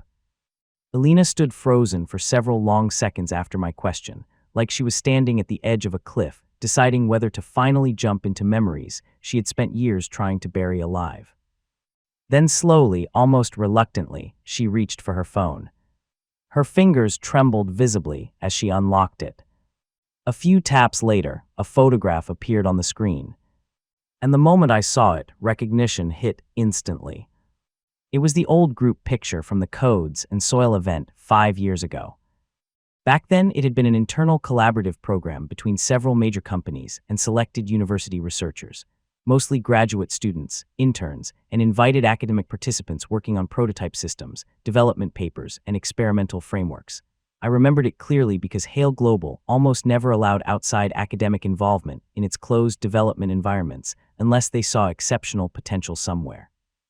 There had been dozens of faces at that event. Most of them I had forgotten completely. Elina pinched the screen gently, zooming into the center of the photograph before handing the phone to me. I stared at it.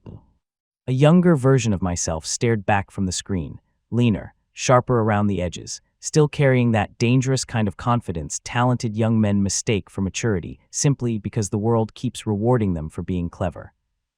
And standing right beside me was Elina, younger but her. Not somewhere hidden in the crowd. Not accidentally caught in frame. Right beside me. My arm rested casually around her shoulders, like we had known each other far longer than a single evening. For a second, my brain genuinely failed to process what I was looking at. Because back then, while Sabrina had apparently been drifting through parties, attention, and men like life itself was one endless performance stage, Elina had been quietly building a future in silence.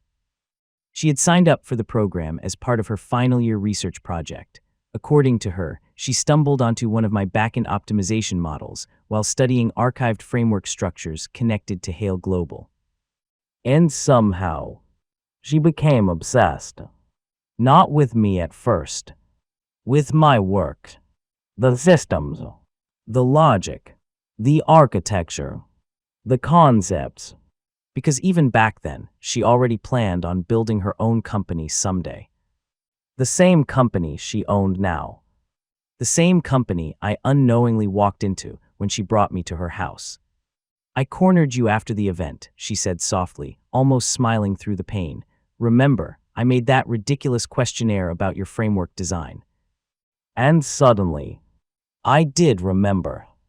A shy girl clutching printed papers tightly against her chest, while nervously asking me questions nobody else there was intelligent enough to even think about asking. Questions so specific they immediately caught my attention. What started as technical discussion somehow became dinner. Dinner somehow became drinks. And drinks somehow became something far more dangerous. I still remember how you felt inside me, Marcus, she whispered. The sentence hit me like a physical impact. And my heart disobeyed physics, skipping a couple of beats under a second. For 5 years, she continued quietly, I remembered it every single day. My throat tightened. Fragments of memory started violently slamming back into place. The alcohol, the laughter, the hotel hallway, her trembling hands, the way she looked at me like I was the center of her universe for one reckless night. Then, before I could stop myself, the words slipped out of my mouth. Orgasm Lily. The moment the name left my lips, my entire body went cold. Oh my God. It was her. After all this time, Orgasm Lily had been Elina. Standing right in front of me. In the flesh. All those years, all those strange moments, all those unexplained reactions, and I had never realized who she was. She didn't flinch. Didn't get angry. If anything, her expression softened with something deeply sad. Eli, she corrected quietly. My name is Eli, pronounced Ian Lay. I shut my eyes immediately. Jesus Christ. It was a nickname, she continued softly, from my name, Elena. And suddenly everything became worse. Because I remembered exactly what happened. Drunk, stupid, reckless. I heard Eli's. Seth heard Lily. And Seth being Seth turned it into the most humiliating nickname imaginable. You told me you were an intern from Hale Global, she continued, ignoring the horror slowly crawling across my face. We spent way too much time together for strangers. Every sentence felt like electric shocks reconnecting dead memories inside my skull. You and your friends introduced me to alcohol. Seth forced you to drink with us, I corrected weakly. But Seth didn't take my virginity and disappear afterward. The room fell completely silent. No accusation. No manipulation. No screaming. Just truth. Quiet. Honest. Devastating truth. The only thing I had left afterward was that picture, she said carefully, taking the phone back into her hands. I went to Hale Global trying to find you. That's when I discovered you weren't actually sourced from there. You were contracted through another company. She laughed softly, but there was bitterness buried underneath it. They refused to give me any information. Then she looked up at me. Sabrina was my roommate back then. My stomach twisted instantly. She offered to help me find you. I already knew where this was going. And she did, Elina said quietly, just not for me. My mind drifted violently back to the very first Facebook message Sabrina had ever sent me. Carefully timed, carefully written, like a stranger approaching naturally. Not like someone who had specifically targeted me. Thankfully, my businesses and my connection to my father had never been public knowledge. My father always preferred operating quietly unless publicity became absolutely necessary. Apparently, that secrecy had protected far more than just money. Why didn't you say something when we met again? I asked weakly. There was nothing to say, she replied immediately. My friend stole the only man I ever truly wanted, then spent years rubbing it in my face. Something hollowed out inside my chest. And the worst part, she asked quietly. I couldn't answer. You didn't even recognize me when we met again at that restaurant, she said quietly, the pain in her voice somehow worse because she wasn't trying to weaponize it. I knew Sabrina could be ruthless, but apparently I completely miscalculated just how far she was willing to go. She sat there smiling at you, Elina continued softly, her voice trembling now, touching you, kissing you, acting like nothing had ever happened while she knew exactly who I was to you. Her eyes lowered for a second before she forced herself to continue. She invited me to watch, she said softly, and I could feel the pain behind the statement. Then she stopped speaking. And somehow the silence afterward hurt more than every sentence before it. I stood there feeling mentally dismantled piece by piece. Like my own memories had betrayed me. Finally, weakly, I muttered the only defense I had left. You disappeared before we could exchange contacts, I said weakly, already hearing how pathetic the excuse sounded the moment it left my mouth. Yes, she replied immediately, because right after we slept together, I walked in on you and your friend laughing. I closed my eyes. Jesus Christ. Not Seth. Anybody but Seth. You told him. Her voice never rose. Never cracked. And somehow that made it infinitely worse. He called me Orgasm Lily. I rubbed my face slowly, shame crawling through me in waves. We genuinely thought your name was Lily. It was Ely, she corrected softly once again. My friends and family call me that. She gave a small painful shrug afterward. And I thought you were my friend back then. I mean, a weak, embarrassed laugh escaped her. You did things to me till I pee myself, so I figured we were at least past formal introductions. My mind betrayed me instantly, dragging me violently back to that night.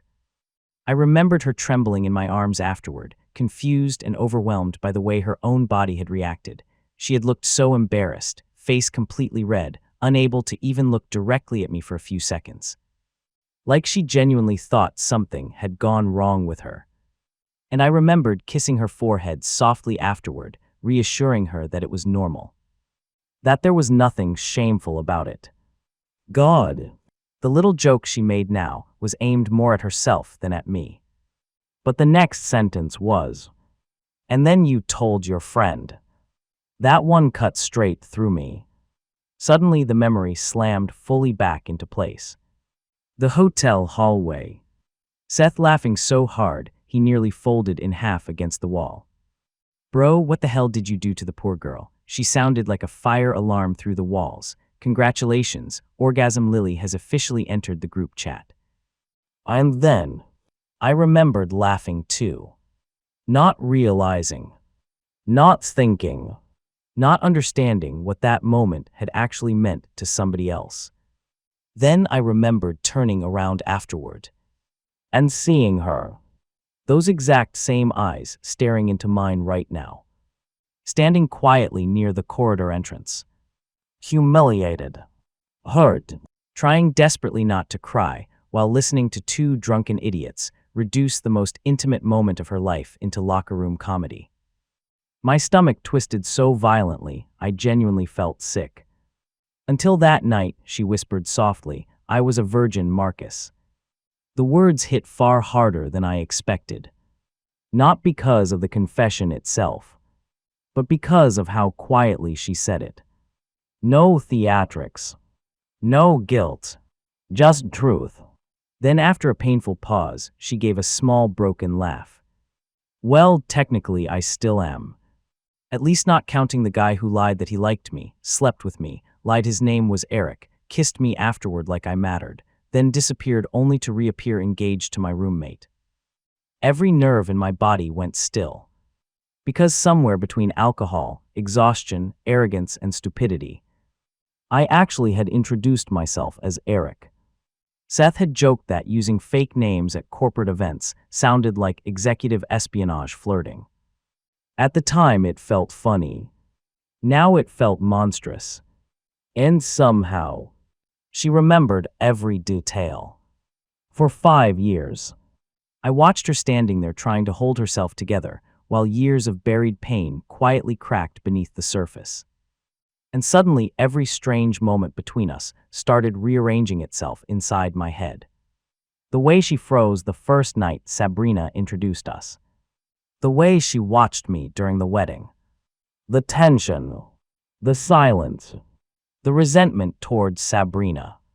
The way she looked at me sometimes like she both hated me and felt relieved I still existed. I remembered how I thought she was weird without understanding what I was doing to her in real time. My chest tightened violently. For the first time in my life, I genuinely believed Sabrina had been karma. Retribution from God himself. There was a moment of uncomfortable silence. My voice failed halfway. Somehow I'm sorry felt insultingly small compared to what sat between us. Then quietly, almost to myself, I asked, why? She frowned slightly. Why what? She searched my face. Why help me after all this? That question finally broke something inside her completely. Tears filled her eyes instantly. Because despite everything, she whispered, I never stopped loving you. The room went still. You registered me as yours that night whether you knew it or not, she continued shakily. I tried to hate you, I really did, but I couldn't stay angry for long because every time I saw you, her voice cracked softly, you still felt like home to me. Then after a pause, she laughed weakly through tears. You still own me, Marcus. I'm still your very own Orgasm Lily. I didn't even fully understand what that statement did to me. But it spread through my chest like a virus. Something deep. Something dangerous. Something heartbreakingly sincere. No dramatic music. No cinematic timing.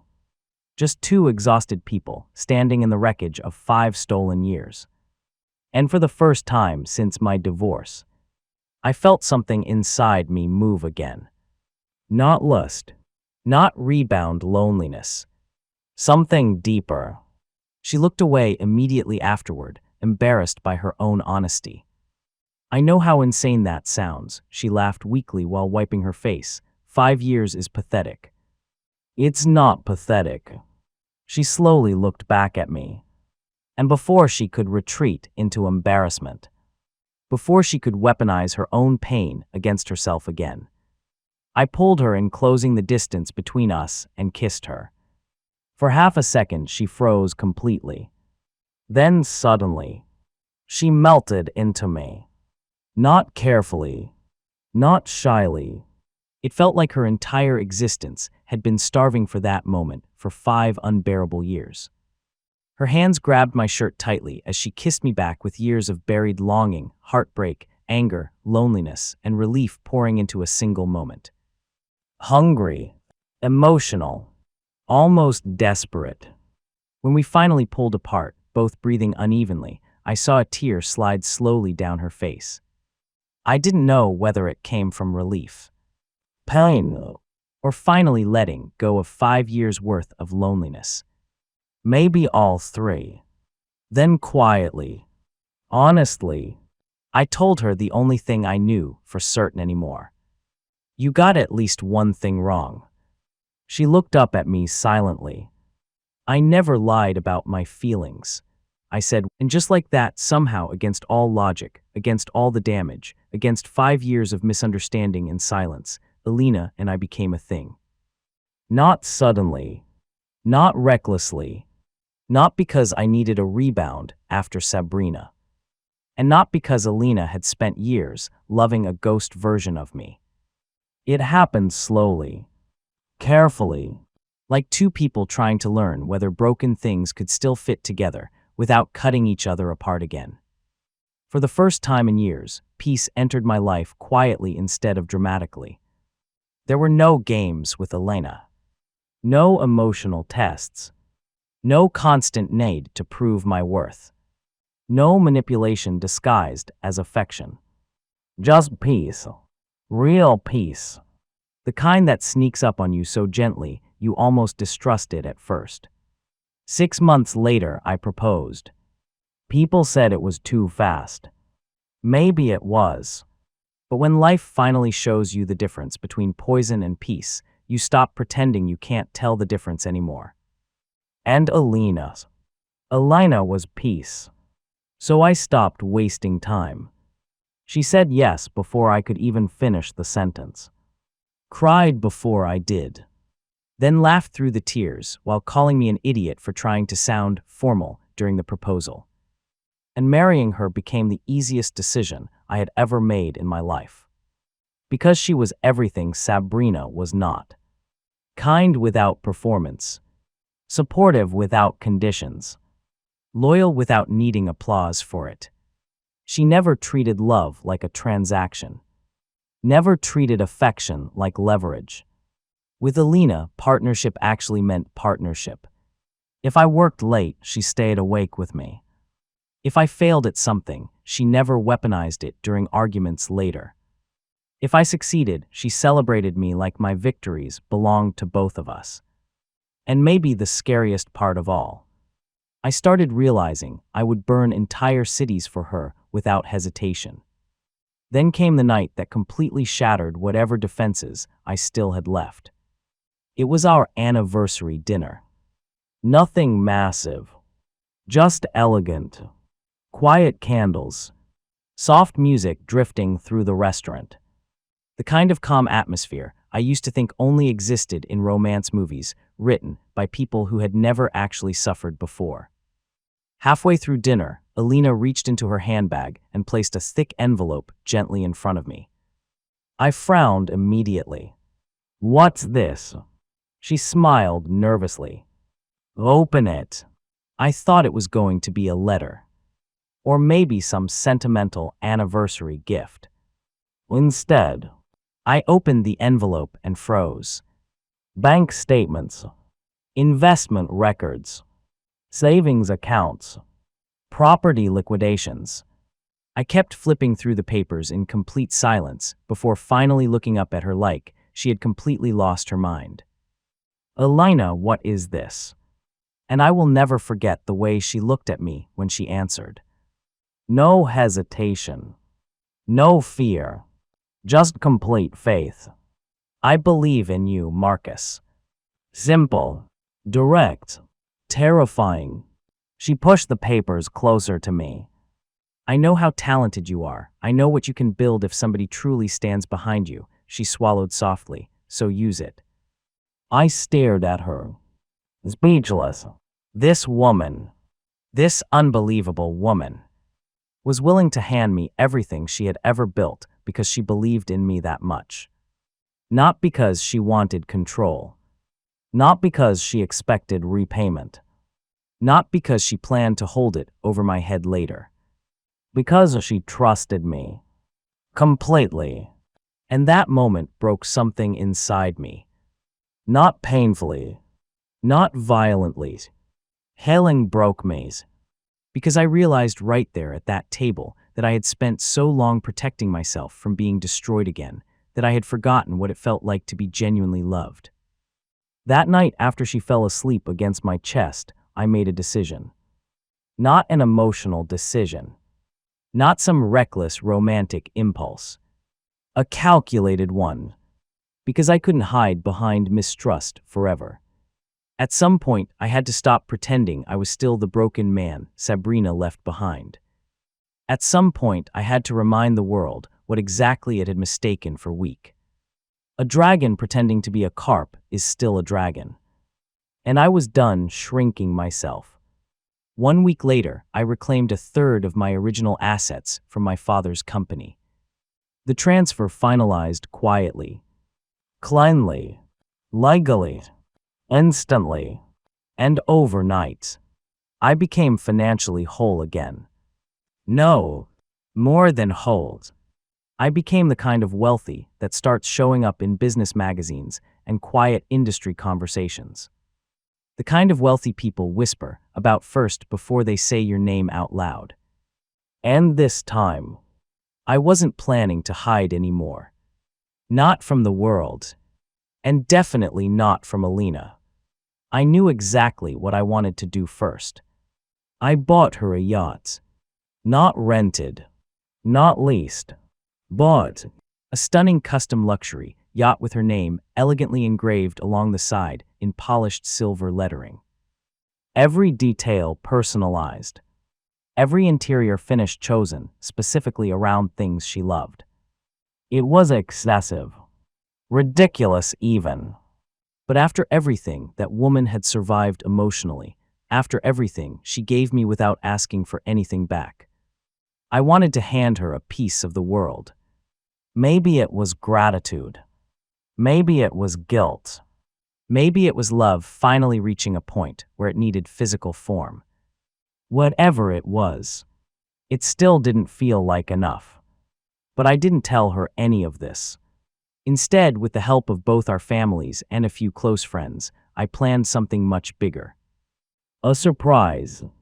I told Elina we were attending a friend's wedding anniversary event near the harbor. She got dressed without suspicion. And God, she looked unreal that night. Elegant purple dress. Minimal jewelry. No need for excess because she already carried herself like luxury naturally. When we arrived at the marina, she immediately slowed down. Confused. Then she saw them. My parents. Her parents. Friends. People we loved gathered near the dock smiling suspiciously. Elina narrowed her eyes immediately and looked at me. Marcus. What? I asked innocently. She folded her arms. Whatever you planned for our anniversary, you did a terrible job hiding it. I laughed. But I'm still going to pretend to be surprised, she added dramatically. I smiled and held out my hand. Oh, trust me, I said softly, you're going to be surprised. No, this is where I admit something slightly shameful. I got petty. Because yes, Sabrina and Richard were invited too. Not directly through me. Through mutual contacts. And of course they came. People like that never miss opportunities involving visible luxury. Sabrina arrived dressed like she was attending a magazine photo shoot instead of a private gathering. Richard followed behind her, though noticeably different from the man I remembered. Less vibrant. Less arrogant. Like life had quietly started squeezing the confidence out of him over the past year. It had been a long time since I'd seen either of them. Long enough for peace to become normal again. Then Sabrina saw me standing beside Elina. And immediately, That fake smile appeared. The same polished smile she used whenever cruelty needed good packaging. Well, she said dramatically while looking between us, oh my God. Her eyes dragged over Elina slowly. You actually did it. Alina's body immediately stiffened beside me. Then Sabrina laughed lightly and added loud enough for nearby people to hear. So you finally found the guy who made you pee. The entire atmosphere shifted instantly. People nearby looked uncomfortable immediately. Elina went completely rigid beside me. I felt the anger radiating off her physically. But Sabrina wasn't done. Oh no. People like her are never satisfied with one stab. She looked around at the marina with fake admiration before scoffing. Honestly though, events like this are usually for people with actual money. Guest standards really dropped. Then she smiled politely toward my parents. I mean no offense, of course. The offense was absolutely intended. I felt Elina trembling beside me now. Livid. And honestly, part of me loved her for it. Loved the way she still instinctively wanted to protect me. But I gently touched her wrist, calming her down. Because unlike Sabrina, I already knew exactly how this night was going to end. What neither of us realized, though, was that we had both forgotten just how vicious Sabrina could become when she felt threatened. Because a few minutes later, she said one sentence that sent Elina completely off the rails. Sabrina took a slow sip from her champagne, her eyes locked on Elina with that polished cruelty she always disguised as sophistication. Then she smiled. That smile, the same one she used whenever she wanted to humiliate somebody without appearing emotional enough to be blamed for it later. Oh, relax, she said lightly, waving a manicured hand through the air. We all know Marcus has a habit of recycling women once they become emotionally convenient. Silence immediately spread across the dock. Heavy silence. The kind that makes people suddenly pretend to focus on their drinks because nobody wants to be the first person caught reacting. Beside me, I felt Elina go completely still. Not tense. Not angry. Still, like something inside her had snapped so violently, her body needed a second to catch up. Even Richard shifted awkwardly beside Sabrina. And that alone told me she had crossed a line. But Sabrina kept going anyway. Because people like her mistake silence for victory. You should honestly thank me, she continued casually.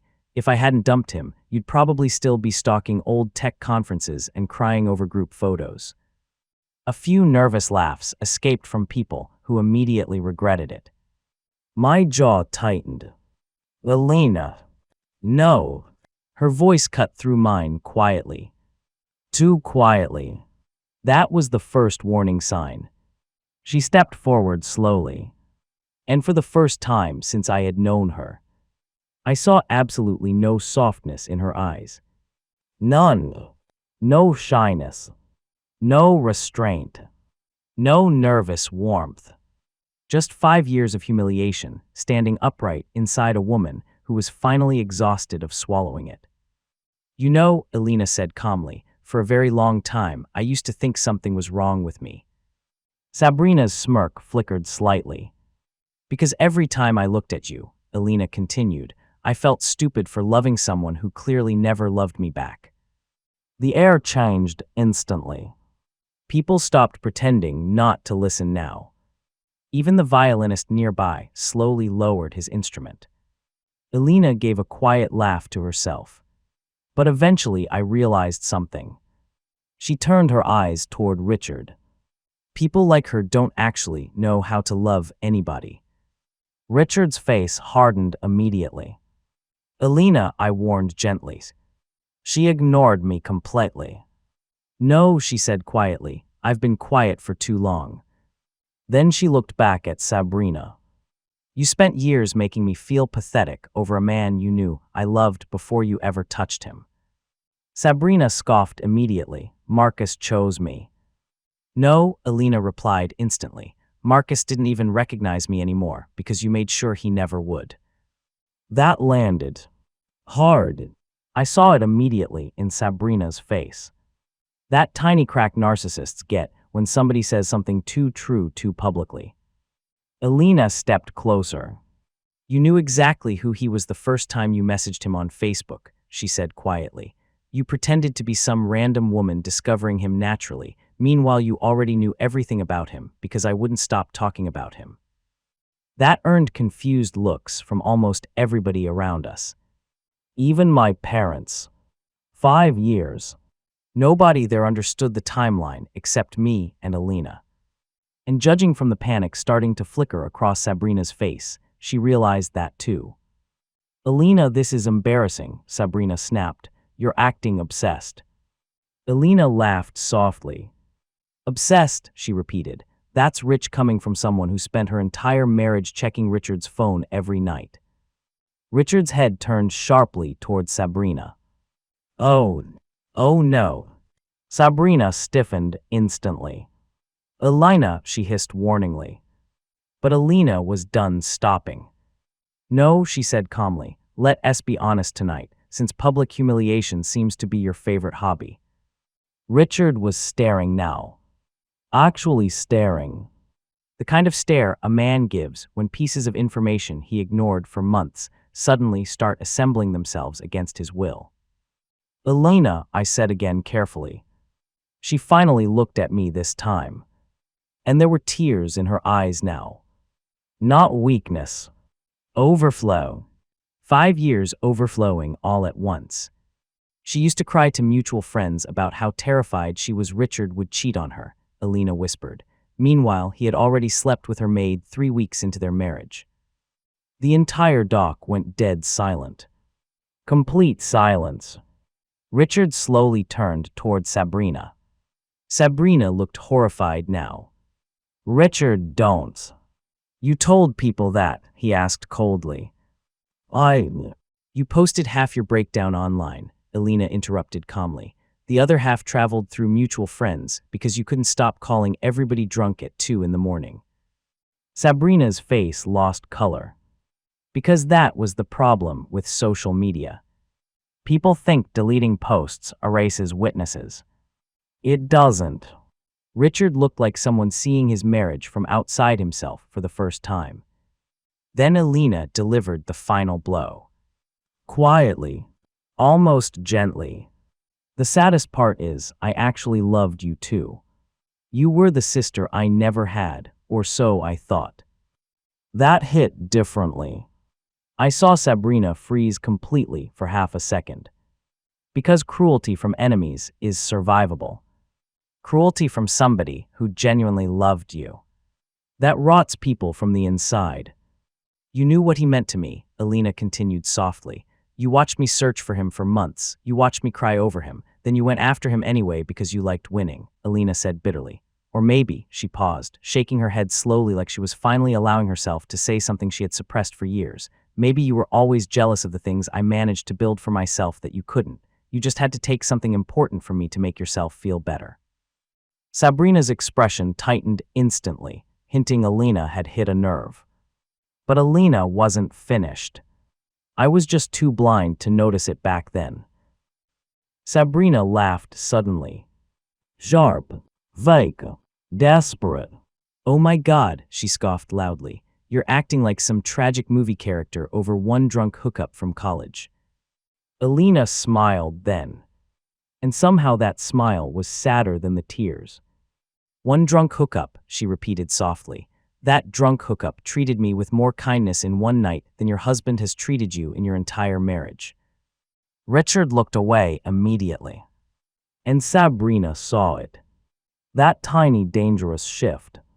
That moment when the man who once helped you destroy somebody else suddenly begins wondering what you say about him when he leaves the room.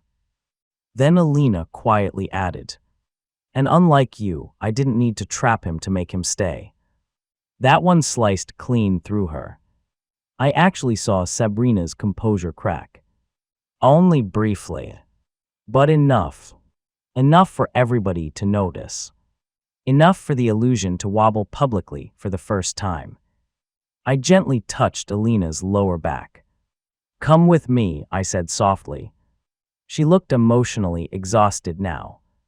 Not victorious, just tired. She nodded once. Then I took her hand and led her toward the dock, toward the yacht, toward the actual reason tonight existed in the first place. Behind us, Sabrina suddenly laughed again. Too loudly. "What?" she snapped. "You think pretending to be rich suddenly makes you important?" I stopped walking, slowly turned around, then smiled faintly. "No," I said calmly, "you'll find out it was a promise." Sabrina opened her mouth to say something else, but Richard quickly placed a hand against her arm, stopping her before the words could come out. Not out of affection, out of damage control. Because even he could tell the situation was slipping out of their control fast. Her behavior was no longer making them look powerful or superior the way she intended. It was making them look desperate, bitter, publicly unraveling. And from the corners of their eyes, both of them had already noticed security, quietly watching the scene from nearby. That seemed to sober Richard instantly. His jaw tightened as he leaned slightly toward Sabrina and muttered through clenched teeth, "Stop talking." For the first time that entire night, Sabrina actually looked embarrassed. I thought to myself, my initial plan wasn't necessary after all. Elina had already handled these people perfectly. Everything else was just going to be icing on the cake. Eventually, the tension settled enough for the evening to continue. Music returned. Conversations slowly restarted. People pretended to move on from the public disaster they had just witnessed, even though everybody was still secretly replaying it in their heads. Then the groom suddenly took the microphone. And the moment Elina saw him clearly beneath the stage lights, she frowned slightly. "That's Seth," she whispered almost to herself. Honestly, I envied her ability to remember faces. I wished I possessed even a quarter of that skill. Seth smiled into the microphone while adjusting his suit. "Thank you all for coming tonight," he said warmly, "but before anything else, I want everyone here to witness history." The room quieted almost immediately. Even the staff slowed down. Then Seth smiled wider. "Because this," he said while gesturing around the yacht, "is not an ordinary wedding." Now people were fully paying attention. I felt Elina glance at me suspiciously. Then Seth spoke again. "But before I explain, Mrs. Elina Hale, could you please join me on stage?" Elina froze. Completely. She turned toward me with narrowed eyes, confusion written all over her face. Earlier in the night, she had suspected something was unusual, but after running into Sabrina and getting dragged into emotional warfare, that suspicion had completely evaporated. Now it was back, stronger than ever. I gently nudged her forward. "Go," I said softly. "You're enjoying this too much," she muttered under her breath. I grinned. A little. The crowd laughed softly as she slowly walked toward the stage, elegant and confused all at once. Seth watched her approach with an expression somewhere between guilt and amusement. "Ladies and gentlemen," he announced dramatically, "this beautiful woman standing beside me is one of the kindest people I've ever met." Elina immediately shot him a deadly side-eye. A truly nuclear one. The kind of look that silently says, "If you embarrass me publicly, I will end your bloodline." People nearby noticed, and snickers rippled through the audience. Even Seth laughed nervously. "First of all," he continued quickly, "I owe her an apology for something I said 5 years ago." That immediately caught everyone's attention. 5 years. People started exchanging confused looks. I noticed something interesting. Even my parents looked surprised. Sabrina kept glancing around the yacht with narrowed eyes, visibly trying to figure out who exactly Seth was.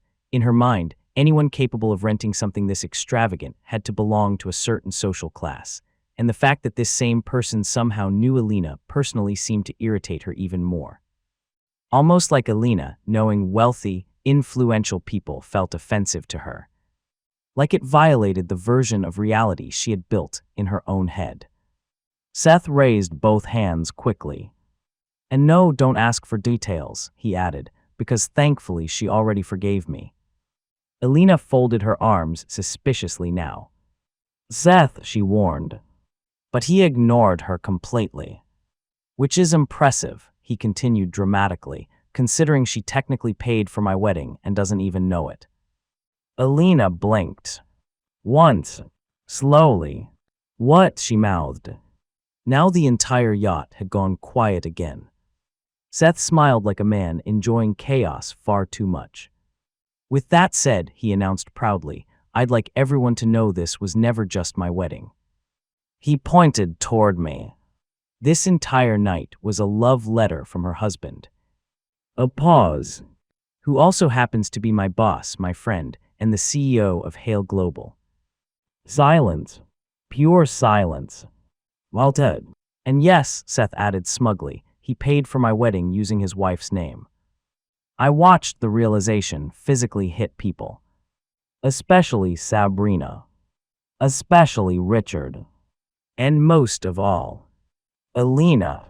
Because suddenly my surname carried a completely different meaning to everyone who had spent years assuming Hale was just a coincidence. Including her. Including Sabrina. Including Richard. My father, who most people only knew as the quiet older man helping stack chairs after church events, suddenly became something else entirely in their minds. Not because he had changed, but because they had finally understood who he really was. My parents never behaved like billionaires. That wasn't our culture. At board meetings and among high-level executives, the Hale name carried enormous weight. But outside of business, they were simply Mr. and Mrs. Hale, the humble couple sitting beside elderly women at church, helping clean after community gatherings, serving food during charity drives, blending in so naturally that people overlooked them completely. It was never performance. It was simply how we lived. Meanwhile, Sabrina looked like she wanted the ocean itself to rise and swallow her whole. Elina just stood there stunned beyond movement. Then Seth gestured toward me, and I started walking. Slowly. Right past Sabrina. Right past Richard, who had started sweating hard enough to shine beneath the lights. The silence around us was almost beautiful. I stepped onto the stage beside Elina and finally told her everything. Who I really was. Who my parents were, people's jaws were on the floor. About who I really was. About my family. About Hale Global. About why my father believed privacy was protection. And most importantly, about how she had restored something in me I genuinely thought was dead forever. Faith, trust, love. I told her every single detail tonight existed because of her. And right on cue, the dock lights came alive. Soft golden reflections exploded across the dark water as the massive yacht behind us illuminated section by section. Gasps instantly rippled through the crowd. People turned fully now. And then they saw it. The size, the scale, the luxury, but most importantly, the name engraved elegantly across the side in polished silver lettering. Elina. Beside me, Elina completely froze. Her fingers tightened violently around mine. I actually felt her stop breathing for a second. Behind us, Sabrina went completely pale. And then, I got down on one knee. Again, right there in front of everyone, to propose to my wife all over again. Elina burst into tears immediately. Honestly, I was trying very hard not to join her. The lights reflected across the water. Her name shimmered against the yacht behind us, and she looked like her heart had genuinely stopped functioning. Meanwhile, Sabrina and Richard looked like two people questioning every decision that led them to this exact moment. They wanted to disappear so badly, but unfortunately for them, we were already at sea, and they couldn't exactly storm out dramatically without embarrassing themselves further. But Seth and his wife still weren't done, because apparently these lunatics had coordinated even more behind my back. Seth grinned into the microphone again. "Oh, and one more thing," he announced. Both Elina and I turned toward him cautiously now. "You two are sharing this wedding." The crowd erupted instantly. Elina's eyes widened. "What?" Then Seth's wife and several bridesmaids appeared carrying a second wedding dress they had secretly prepared for her. And honestly, even I was pleasantly shocked. Elina looked completely overwhelmed as they dragged her away while everyone cheered loudly around us. Later that night, after the second ceremony, Seth raised his champagne glass again for one final speech. As co-eds, Seth announced dramatically, "I wish Mr. and Mrs. Hale Jr. a happy marriage filled with health, prosperity, beautiful healthy children, and an everlasting legacy." Then he paused and snickered. The exact kind of snicker I knew meant Seth was about to say something incredibly stupid. I immediately shook my head. "No," I muttered under my breaths. Elina picked up on it instantly too and shot him a warning look from across the deck. It didn't stop him. But most importantly, Seth continued proudly, raising his champagne glass with entirely too much confidence, "May your marriage forever overflow with endless joy, powerful passion, and may your journey toward the blissful orga." He stopped himself so abruptly mid-sentence that I could practically see the man rewriting code inside his own brain in real time. A visible system crash. Then, with the confidence of an absolute idiot who believed he had recovered flawlessly, he cleared his throat and continued. "The blissful fountain of lilies." He looked unbelievably proud of himself afterward, like he had just prevented an international disaster through sheer intelligence alone. The crowd laughed and applauded politely, completely oblivious to the catastrophic stupidity hidden underneath that sentence. Only a few of us understood the real joke buried in it. Elina slowly rolled her eyes before covering her face with one hand for a second. "Yeah," she muttered under her breath, sounding more tired than surprised. "That's definitely Seth." Her expression practically screamed. "I am absolutely getting revenge for this later." I leaned slightly toward Seth while the audience was still clapping and whispered quietly into his ear. "You are aware that she's technically your boss now, right?" Seth smirked confidently at first. Then his brain finally processed the sentence. His face dropped instantly. "Oh shit." I nodded sympathetically. "Exactly." Then I patted his shoulder once and added, "Good luck explaining either orgasm lily or fountain of lilies during a future corporate disciplinary meeting." Meanwhile, Elina was staring at both of us suspiciously now, which somehow made Seth panic even harder. And honestly, watching the same idiot who accidentally helped traumatize her 5 years ago suddenly fear quarterly evaluations from the very woman he once embarrassed felt like one of the purest and most beautiful forms of karma imaginable. Sabrina and Richard disappeared the moment we reached the dock again. They practically fled under the weight of judging eyes and whispered conversations following them through the crowd. And honestly, I never looked back after that. Funny how life works sometimes. Sometimes losing the wrong person is exactly what forces you toward the right one. So tell me, was I wrong for protecting my assets before my first marriage? And for making sure my ex-wife have a front row seat and watch what her greed cost her? Please do channel my sacrifice.